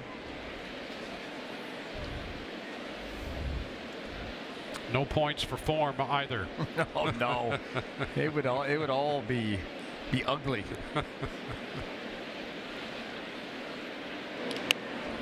Liner foul out of play. 0-2. We're glad to have you with us tonight from New York. Rays and the Yankees playing game 2 of a 4-game series. A couple of day games tomorrow and then Sunday, and then the Rays take on the tough Houston Astros starting Monday. Tough road trip with these two clubs. Fly ball lifted into left, and Gardner back a couple steps and makes the catch.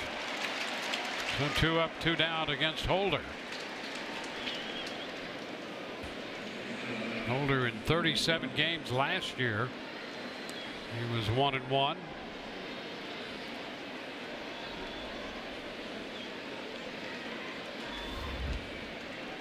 He worked 2 days ago an inning against Washington.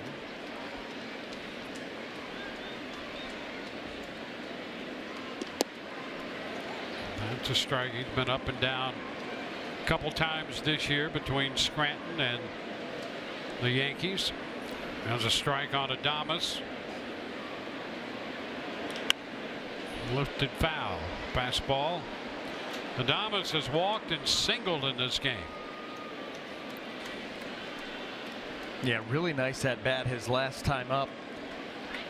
Going into right field, worked an at bat, got a pitch down and away. Good sign, not trying to do too much with it. He's going to have to battle here because the first 2 pitches by Holder were perfect spots. Down and away. 1-2.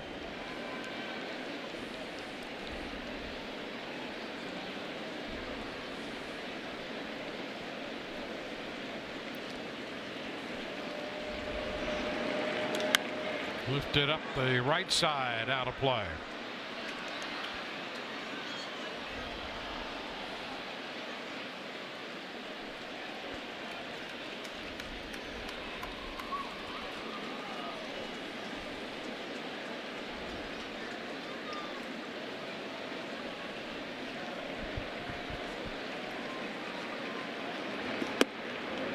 Fastball runs upstairs. That one at 95.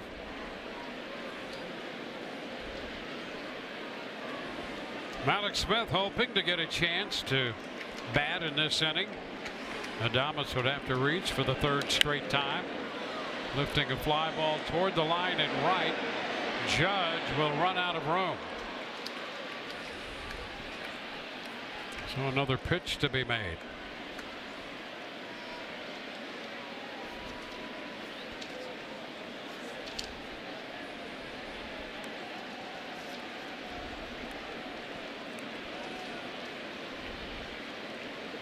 Yankees won 91 games last year.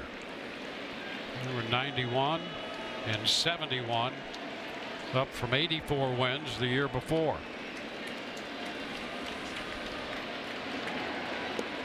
And now the count's full. So Adames, after falling down 0-2, has a full count. Well, he's fouled off some tough pitches. He's taken some others, showed patience at the plate, and now should get something here to hit.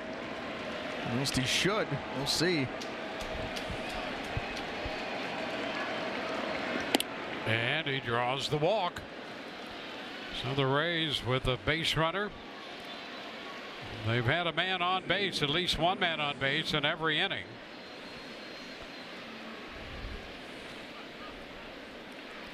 Live coverage of the FIFA World Cup is on Fox. Tomorrow, Messi and Argentina battle Iceland in group play. Coverage begins at 8 a.m. Eastern, 7 a.m. Central, 5 a.m.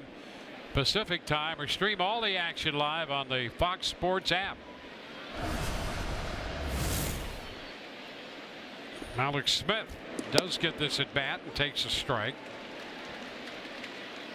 Well, the Rays have 3 hits. They've drawn 5 walks. So far, no runs.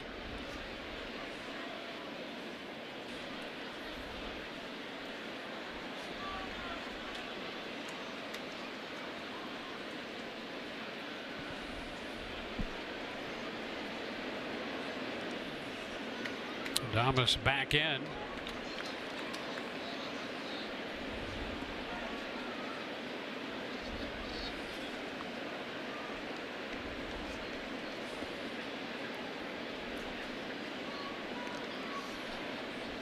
Once again.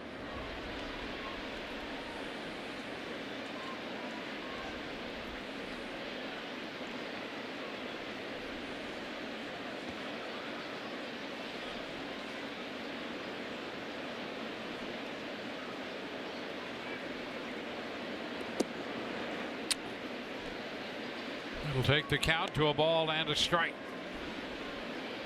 And Jonathan Holder keeping with the theme of the night here, and that's a lot of changeups to Malik Smith. You know, he came into this series pretty hot for the Rays over the last week and a half. A lot of multi-hit games, and they are trying to take some of that aggressiveness away from him.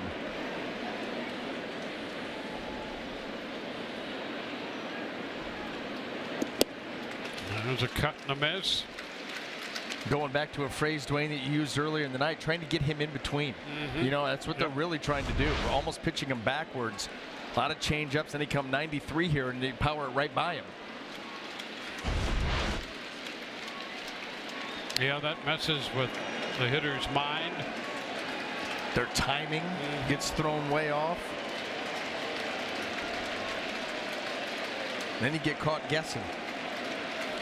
Runner goes. The pitch is wide. The throw is in time. Adames in head first. Gregorius taking the throw and applying the tag. Adames caught trying to steal. This is a cannon shot. 1-0 New York, mid-6.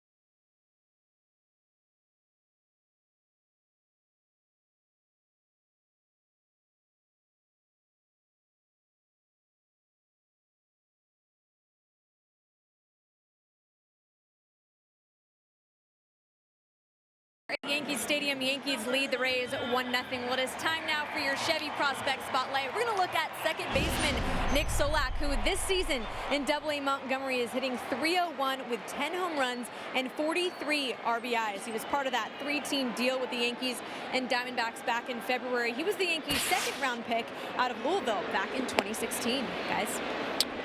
Yeah, thank you very much. And he is one of a number of infielders the Rays have at not only the AA level, but AAA, and if you go down to the A level as well. In fact, the Rays have a lot of infielders at the major league level on the big club here. Aaron Judge leading off here in the bottom of the sixth with a count of 1-1. Judge, then Gregorius and Stanton.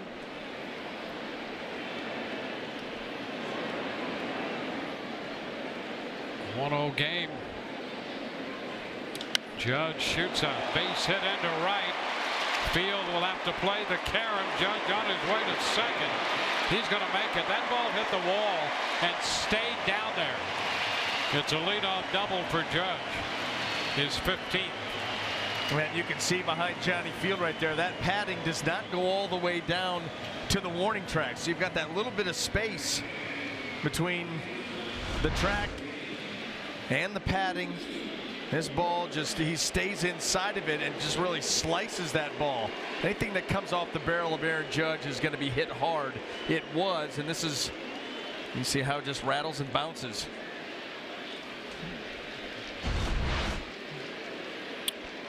Well, a leadoff double puts Judge at second base. He's in scoring position. Here's Didi Gregorius.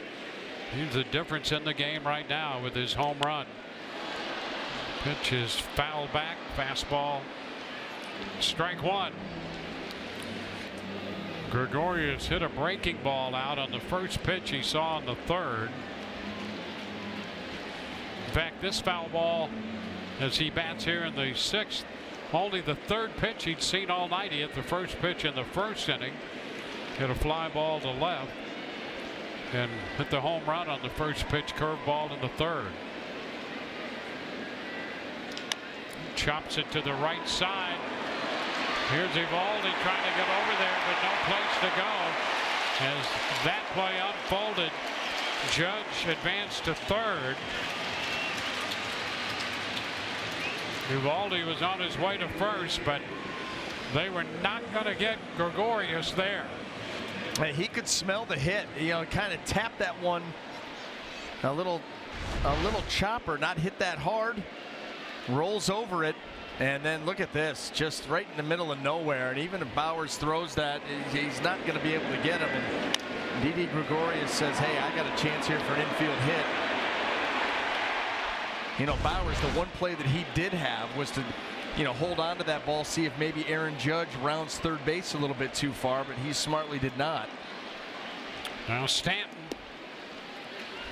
Pitch low and outside.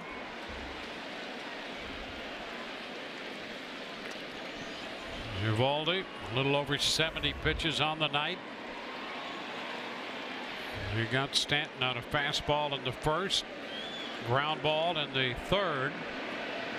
Struck him out the first time with that fastball. There's a drive back into center. Malik Smith makes the catch. A tag at third. The run will score.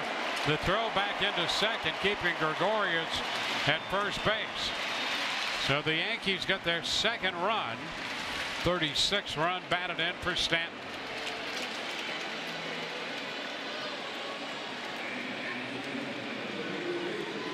That ball right off the end of the bat. I mean, the reaction of the crowd here, you thought that that ball was headed to Hoboken. In which case that would have been okay, because that would have been a foul ball. Okay, well, I don't have my my GPS up here open like you do. Here's Greg Bird over to first. Gregorius is back in. I think this crowd, anytime either Judge or Stanton get a ball in the air, assume home run. Yeah, you're right about that. You are so right about that.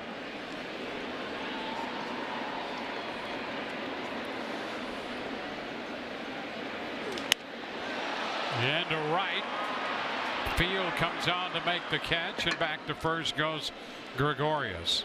Greg Bird retired.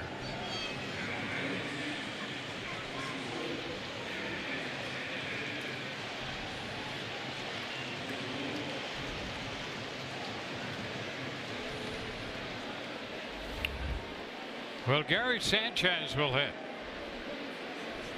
A couple of ground ball outs.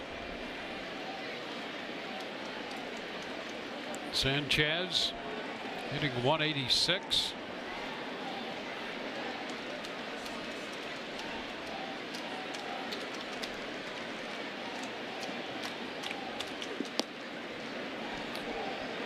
One and 0 the count.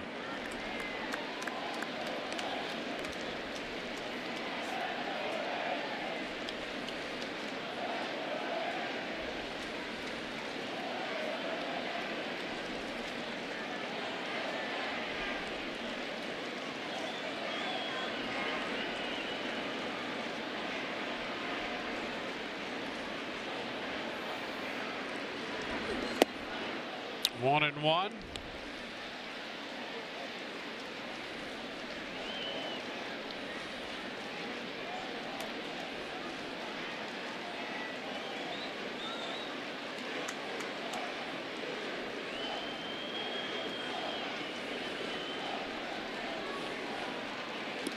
Cutting a miss. He threw a fastball by him. A little extra on that one, 97. On the 78th pitch of the night thrown by Evaldi.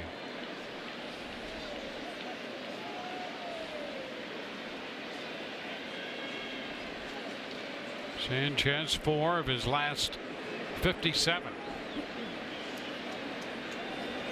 And a bouncing ball to the right side. Wendell makes the toss. 1 run. A man left. We're at the end of 6. 2-0 New York.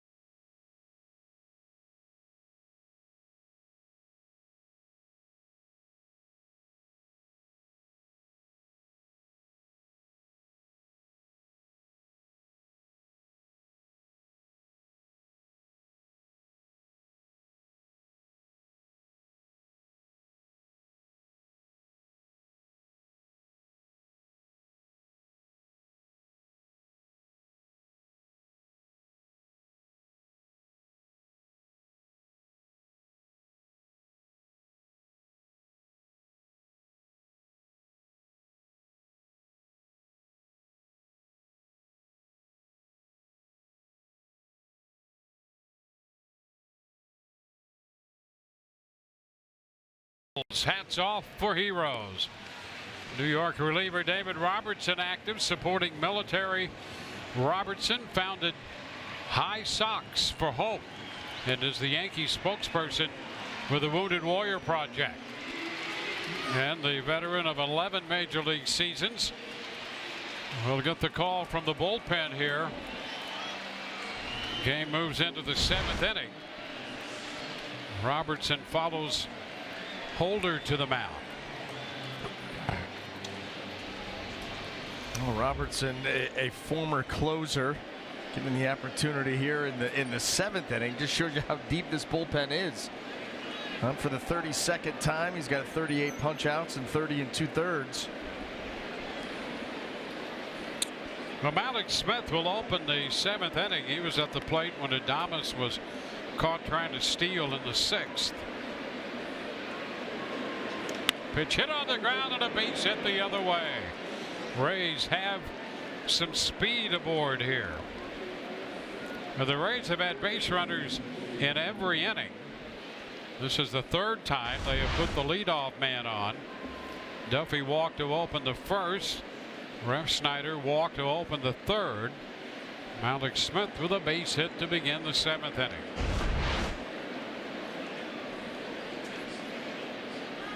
Christian Arroyo at the plate. 0 for 2, couple strikeouts. And he takes that one for a strike. Away from him, out toward the corner.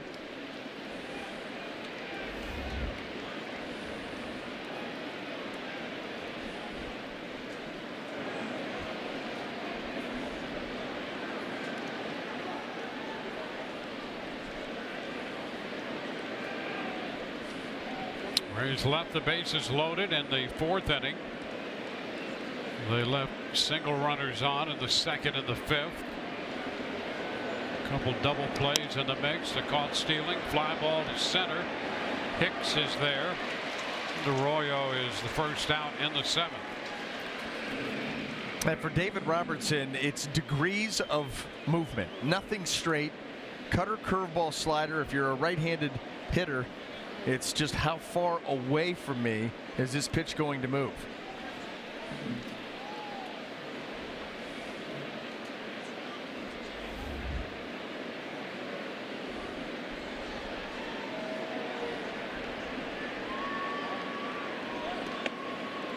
Pitch inside to Snyder.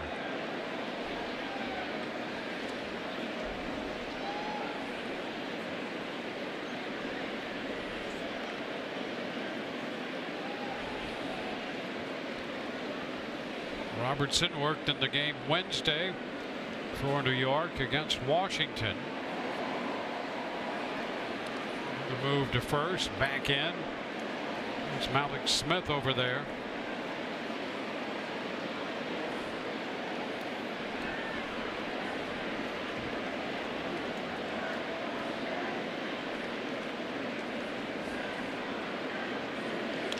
Ground ball outside of third, foul. It's 1-1.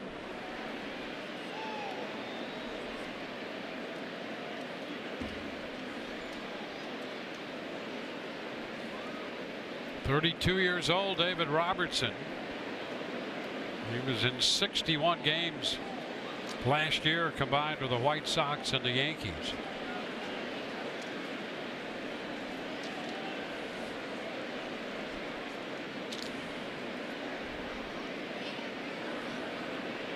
Robertson wound up winning 9 games last year. He was 9-2, 4-2 with the White Sox, and 5-0 with the Yankees. Had a total of 14 saves, 13 of those with Chicago.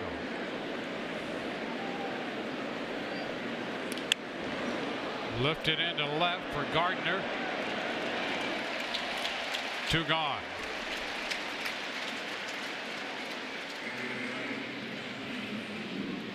So Johnny Field is on his way to the plate.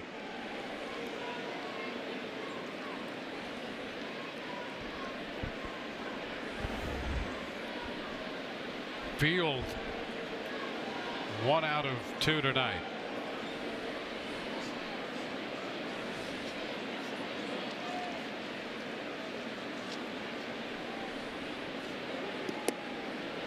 Pitch is low.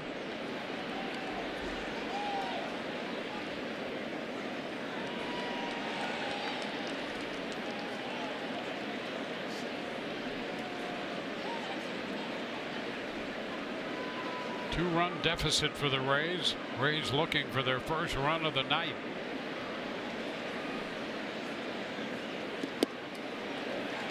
It's 1-1 to Field. Well, they've had some opportunities. They've had base runners. And it goes back to what we were talking about early on. For this offense to be successful, they need the big hit, the big spot. It just hasn't happened yet. Swing and a foul ball headed for the seats. Now 1-2. And by the way, you start to run out of time because the deeper that you get into this bullpen, the tougher and tougher it gets. Yep.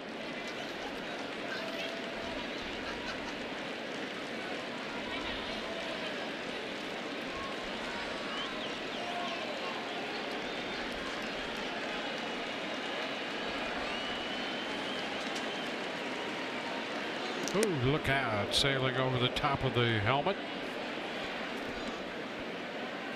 2-2.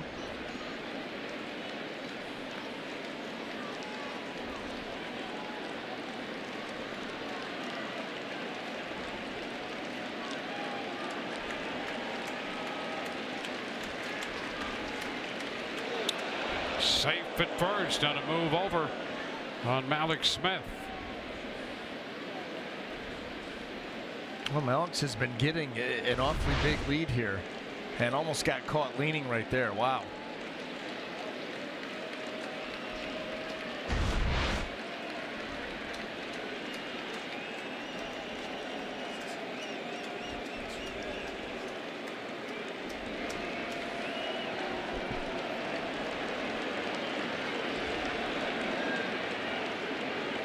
And a cut and a miss. Field out on strikes. So we're going to head into the bottom of the 7th. The Freedom Tower in Manhattan. 2-0 Yankees.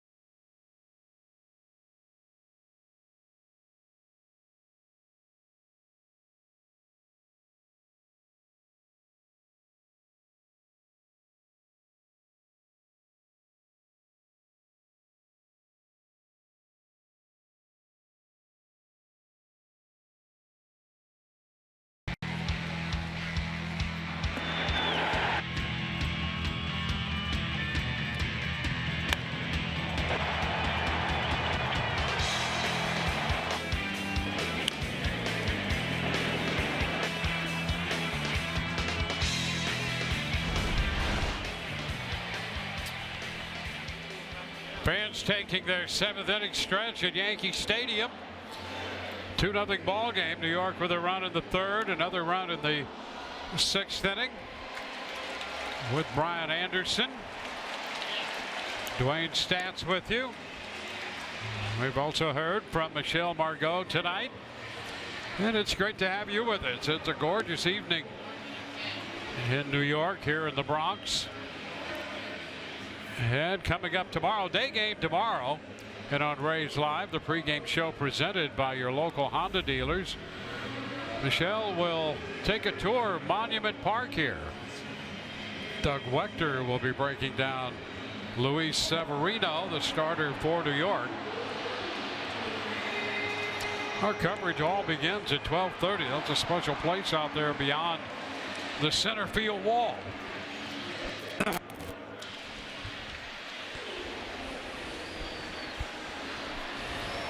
On to the bottom of the 7th inning.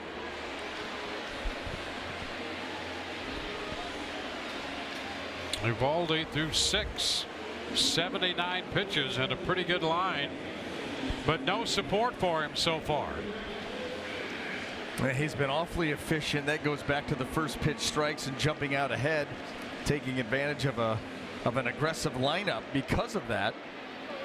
But yeah, not getting a whole lot of help.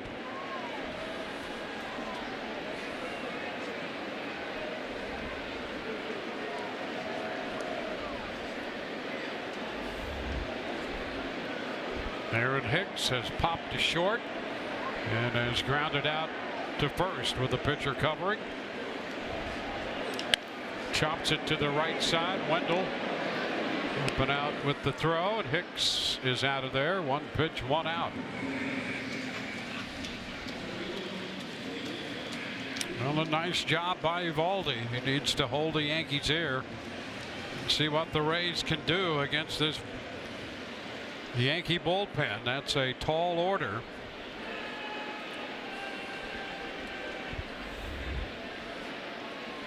Miguel Andujar. That's a first pitch strike, 97. Betances up in the bullpen. Dylan Betances for the Yankees. Little tapper, Eovaldi with the underhanded toss, and Bowers finds the bag. 3 pitches, 2 outs.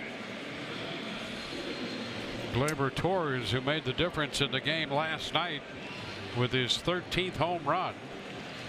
0 for 2 tonight. He'll hit with the bases empty and 2 outs in the bottom of the 7th.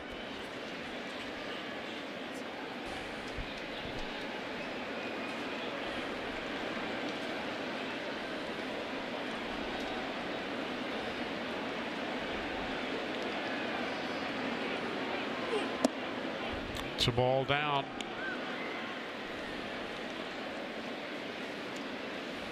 Well, 6 innings against Oakland, 5 each against Washington and Seattle.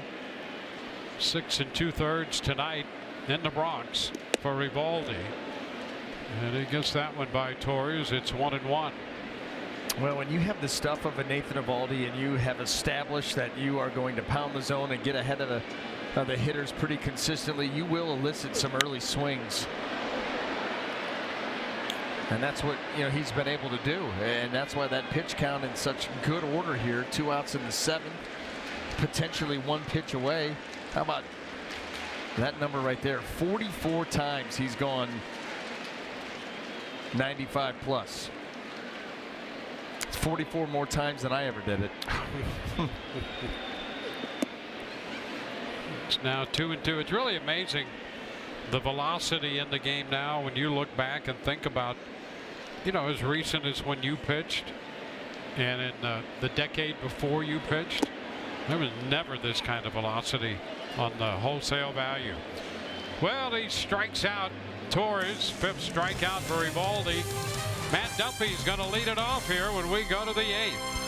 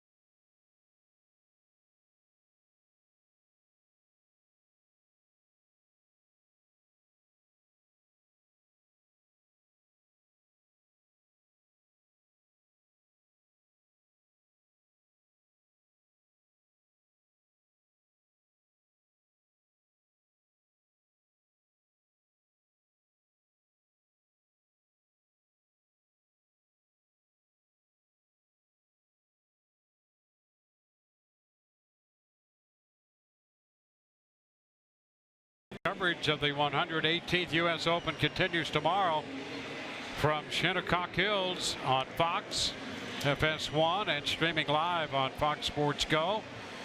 Dustin Johnson atop the leaderboard, 4 under total with a 3 under today in the 2nd round. 3rd round tomorrow of the U.S. Open. Dylan Betances will come on to work the 8th.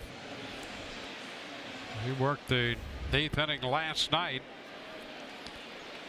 And Matt Duffy will lead off against him. He faced Duffy, Bowers, and Ramos last night. And the same 3 here tonight as Duffy fouls it back. Fastball, 97, strike 1. Well, Dylan Betances has gotten his act together. The last 14 innings, he's given up just 2 hits. 1 earned run.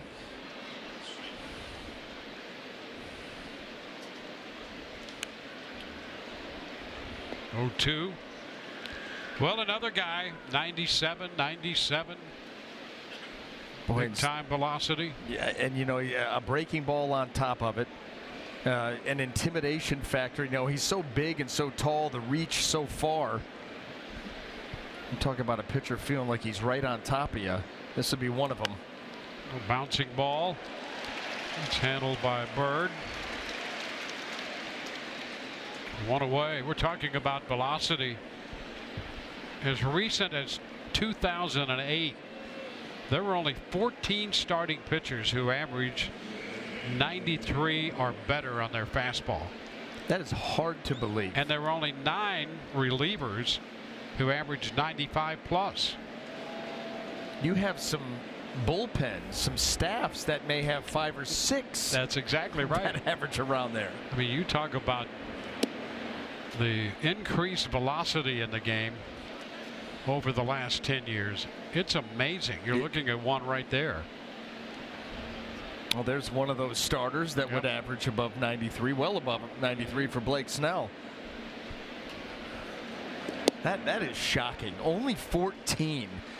And 2008 doesn't feel that long ago. Yep.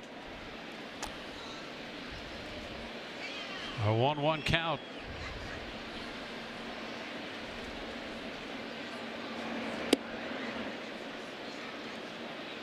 Two and 1. Bowers tonight, a couple of strikeouts and a ground ball.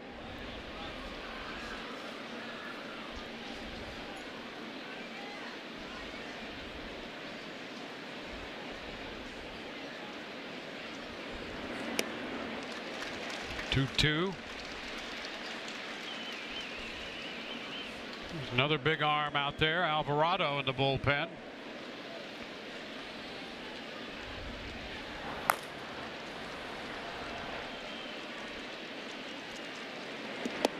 Strike 3 called on Bowers. Not fair. Not fair. And you got to deal with 99 and that kind of heat and then this.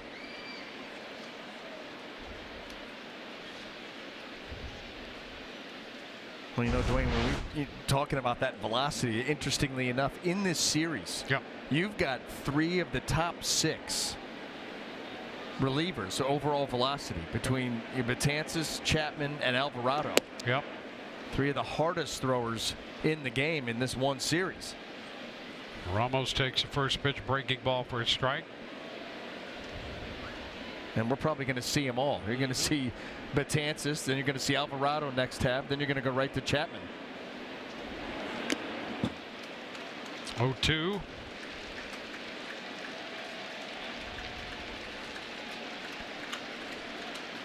Well, there's been such an emphasis on power arms, even from a scouting perspective. I've had scouts tell me that unless a young amateur doesn't throw 92 or 93, there's not a lot of overriding interest, which is amazing to me. And you'll miss some good pitchers. Yes.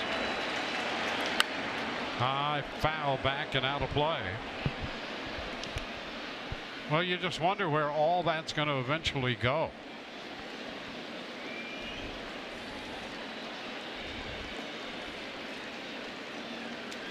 Oh, I think the more that we've gone around the league, you've started to see some more of those guys, 88 to 91.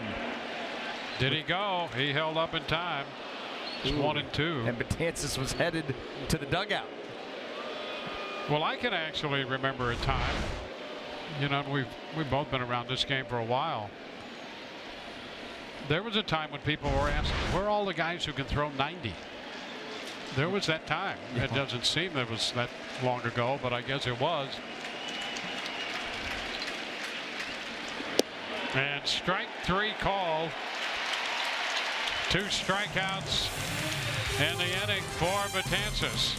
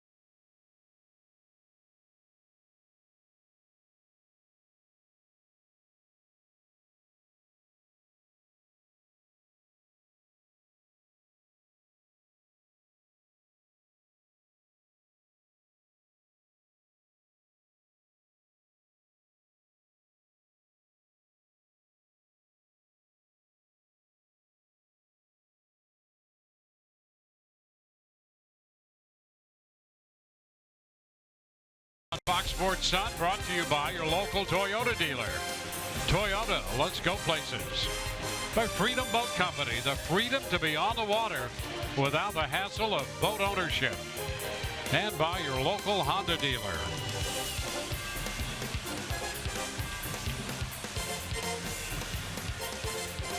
Two-0 ball game.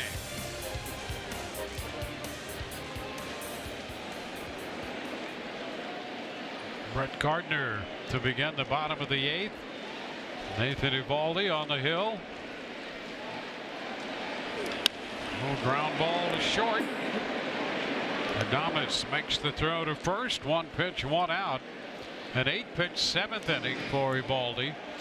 So he's made only 88 pitches tonight, 1 out into the 8th. He has certainly been impressive. And you hope some way that the Rays offense can come through for him in their last at bat. But he has done his part, that's for sure. Hasn't walked anybody, so he hasn't hurt himself. Just 2 earned, 7+. Now Aaron Judge. There's a strike.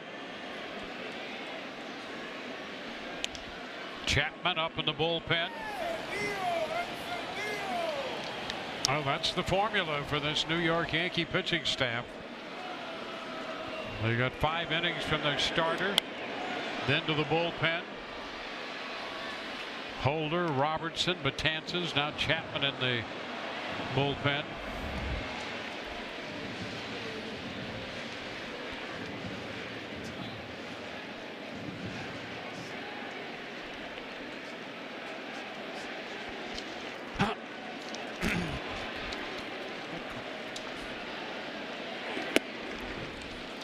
It's a ball, 2-strike count.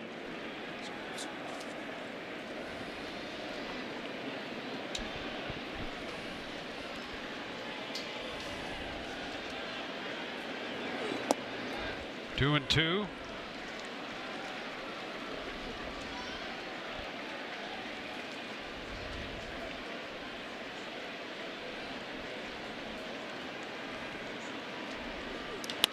Ground ball, that's going to make its way through into center. Judge has his 2nd hit of the night.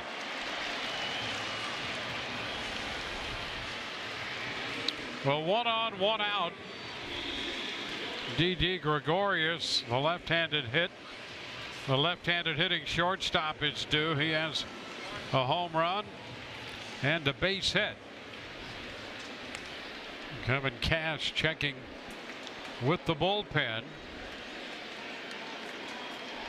Well, Alvarado was up earlier. We saw that. Well, it's going to be Valdi against Gregorius.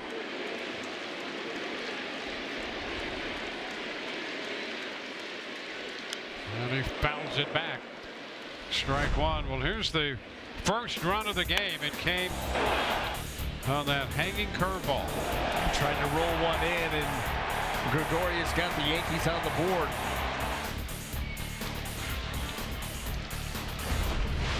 And it looks like they've got Johnny Venters up now. So Alvarado down, Venters up. And pitch up a bit. 1-1. There's Venters. Loosening now in the bullpen.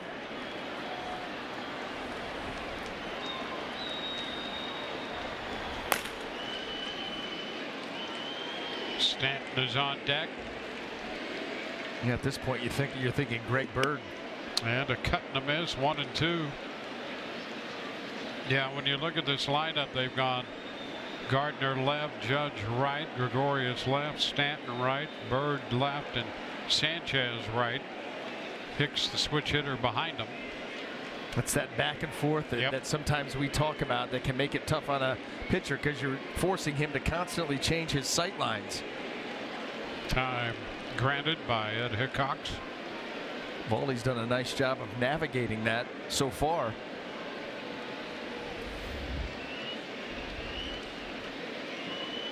Well, Evaldi has never thrown a complete game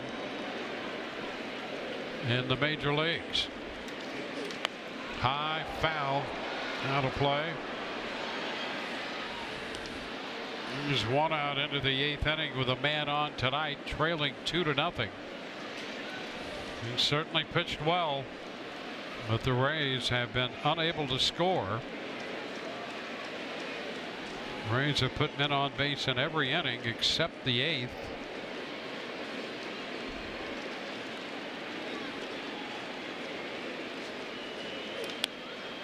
Fouled the third base side, out of play.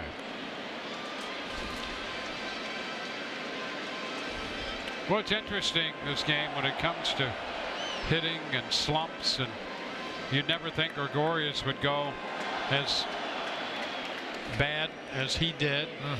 Same thing about Sanchez, who's over 3 tonight. He's 4 for 58.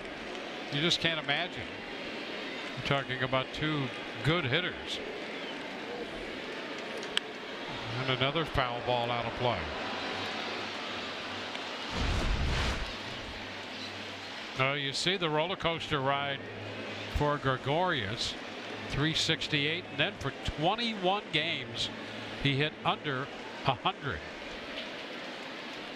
300 the last couple weeks.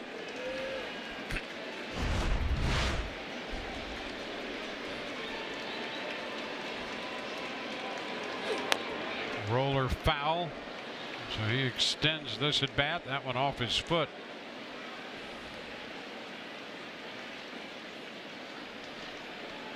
Just a reminder, Rays Live, the post game, again presented by W.B. Mason. Rich and Doug along to anchor our post game coverage from Yankee Stadium. We'll hear from Kevin Cash and get updates from around the Rays farm system.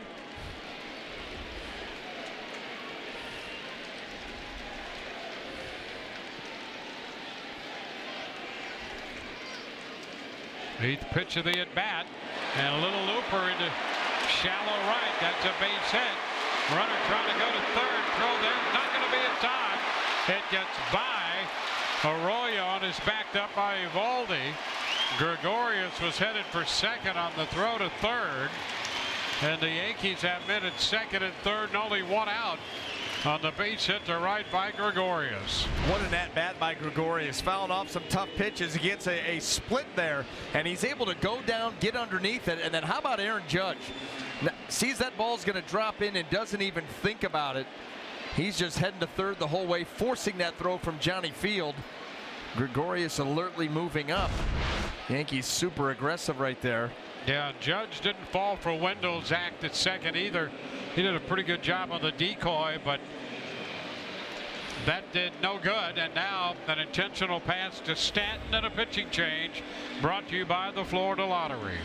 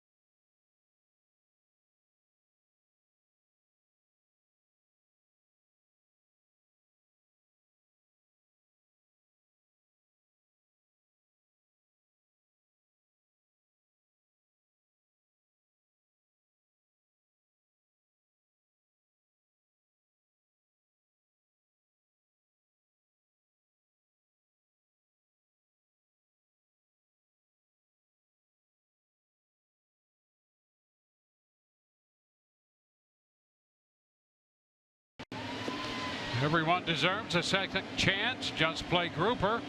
Enter your lucky money ticket online, and you're registered for the $400,000 Super Grouper Second Chance promotion. The Florida Lottery, it's your ticket. Must be 18 or older to play. Play responsibly. Well, Nathan Eovaldi gave it everything he had here tonight against this Yankee lineup. Formidable Yankee lineup. Pitched into the 8th inning, 7 1/3. 8 hits, 2 earned runs so far, responsible for a couple runners on.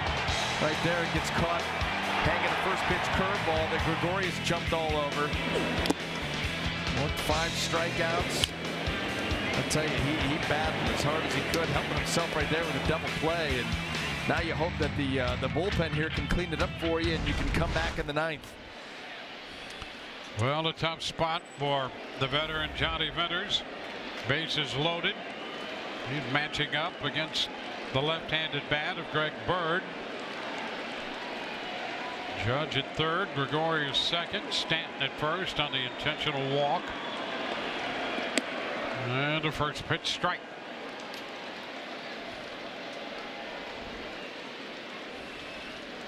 .101 pitches for Eovaldi, 75 strikes.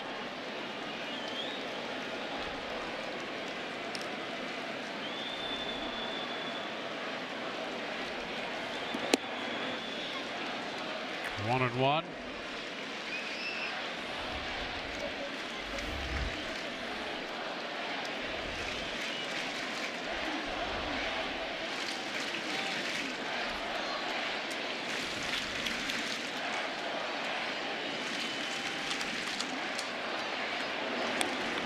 Foul right back toward Gary Sanchez, who's waiting to hit next.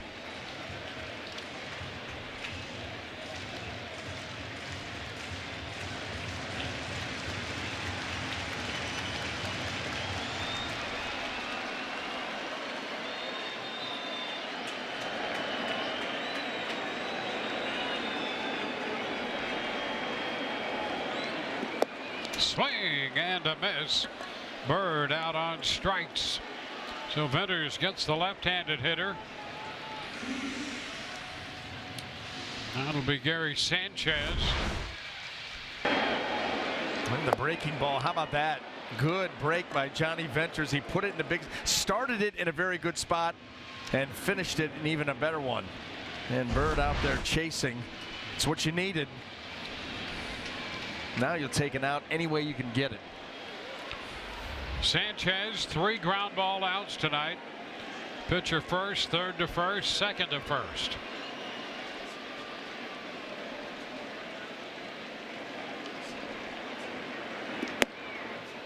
Pitch is a strike.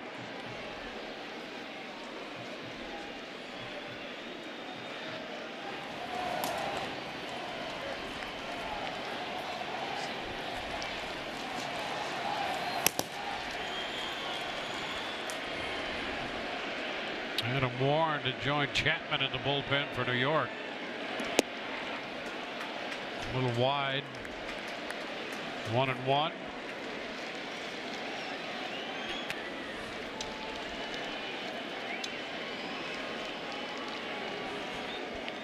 Singles from Judge and Gregorius before the intentional pass to Stanton.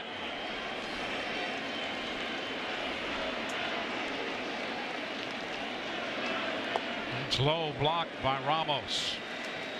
Well, everything was out of rhythm on that pitch right there by Venters. And it was a nice job by Wilson Ramos of keeping that in front.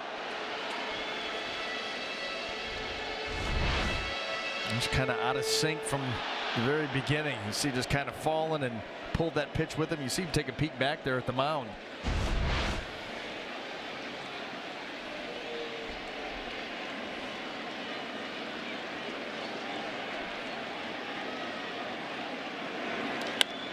And a liner into right. That ball's going to get past the diving field. Judge has scored. Gregorius has scored. Stanton's going to score. It's a double for Sanchez. And the Yankees make it a 5-run ball game.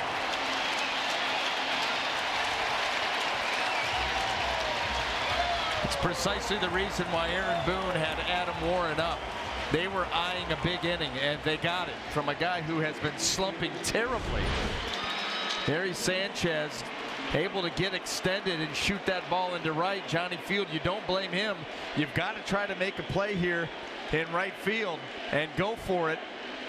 Just ends up a hair short.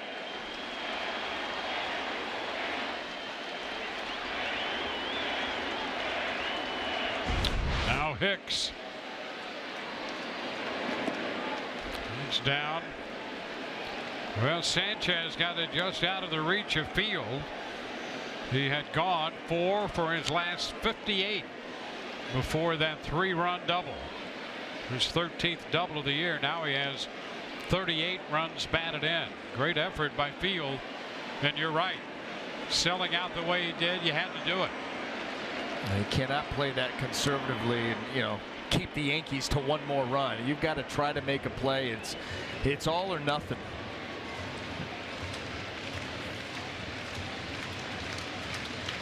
The Yankees with 5 runs on 9 hits. All those runs go to Eovaldi's account. That's a shame. That is. Because he pitched so well.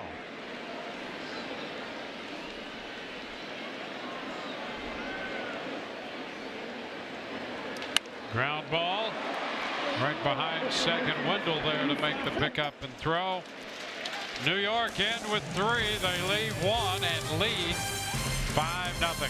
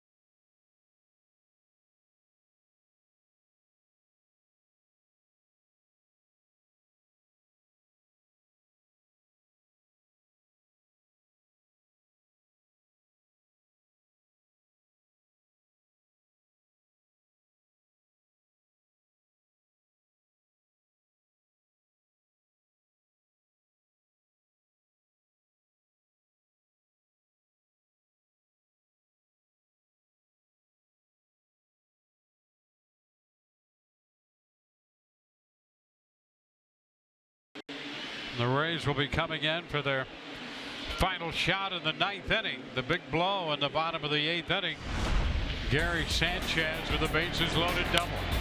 Got a pitch away that he could reach.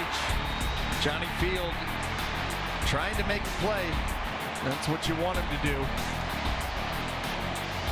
Boy, helpless feeling there for Wilson Ramos and everybody else, because once that ball got by Field, it was a track meet.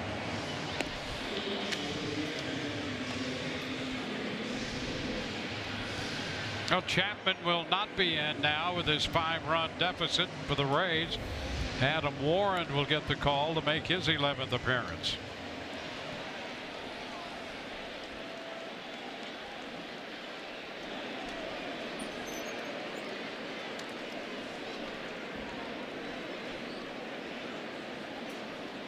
Joey Wendell will begin the 9th.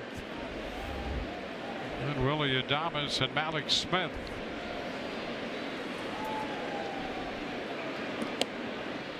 The pitch is a strike.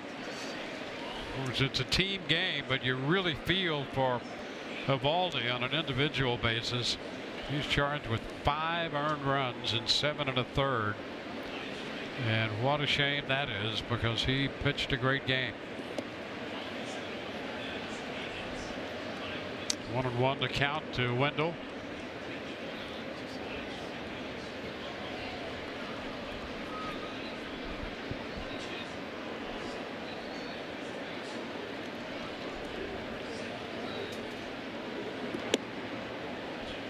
Doing one other thing just to make you feel worse.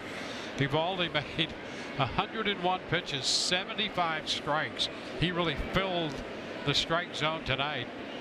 You know, the average on that is going to be somewhere 61, 62 strikes, somewhere about 62 or 3%. Well, he was well over that with 75 and 101 pitches. And really, it doesn't stand out that he was in the strike zone too much. Sometimes you say, hey, too many strikes, not a good thing either. Yep. But a lot of those strikes, chases out of the zone. He had good stuff tonight, so he was in attack mode. And unfortunately, just unraveled there at the end. Liner into center, and Hicks will cut back to make the catch. Wendell out, number 1 in the 9th. It just goes to show you how difficult it is to hold this lineup down for 9 innings. And they just have, there is trouble sprinkled 1 through 9, and they make you work for everything.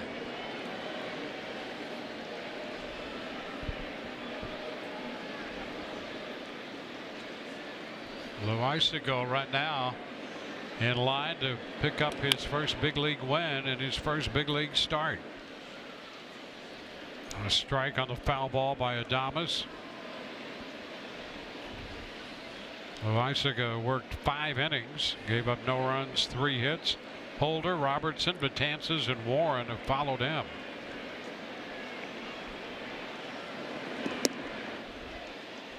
One and one.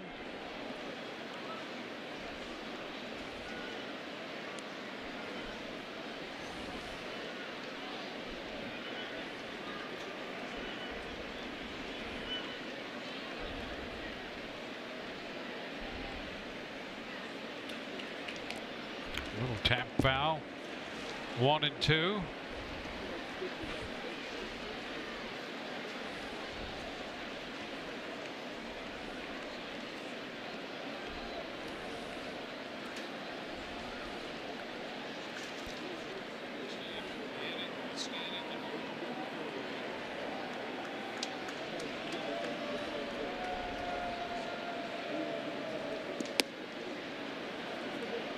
Two and two. Last word we've heard for tomorrow, the Rays, the next 2 games look to have a variation of the opener format and then go to the bullpen. It appears Stanek and Yarbrough will pitch tomorrow. Full count to Adames.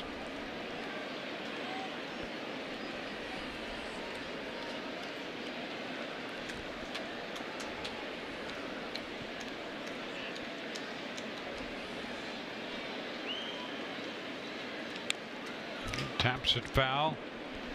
Adames has reached base all 3 plate appearances tonight with a walk, a single, and another walk. Caught trying to steal in the 6th.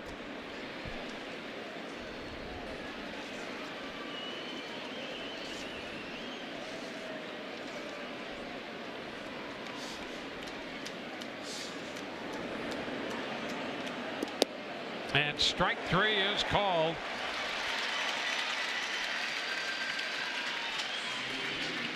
It's 10 strikeouts for New York pitching tonight. And Malik Smith will be the hitter. Well, Malik's made the final out of the game last night when the Yankees beat the Rays 4-3. And he's trying to avoid that here tonight. He had a 7-game hitting streak come to an end last night. He's been on twice tonight with a walk and a single after striking out his first time.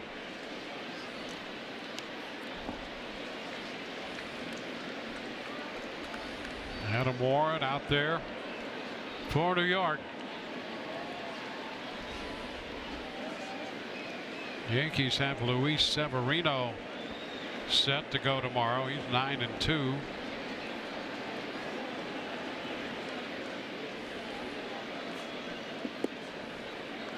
Too low, 1-1. It doesn't get any easier. Now Severino and Sabathia the next 2 days. Day game tomorrow.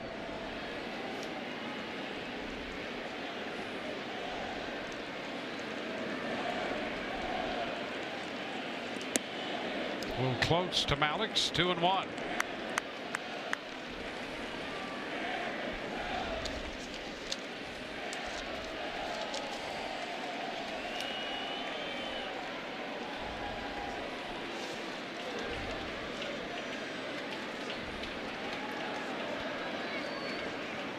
Malik's ground ball is short. Over to first. 1, 2, 3 go the Rays in the 9th inning. And this one is over. It's a 5-0 final. The Rays handed their 2nd consecutive loss here in New York. Evaldi will take the loss, though Heisiga picks up his first big league win. Rays Live, the post game next. For Brian Anderson, Dwayne Stats. Hope you've enjoyed the telecast and not the outcome. Post game is next.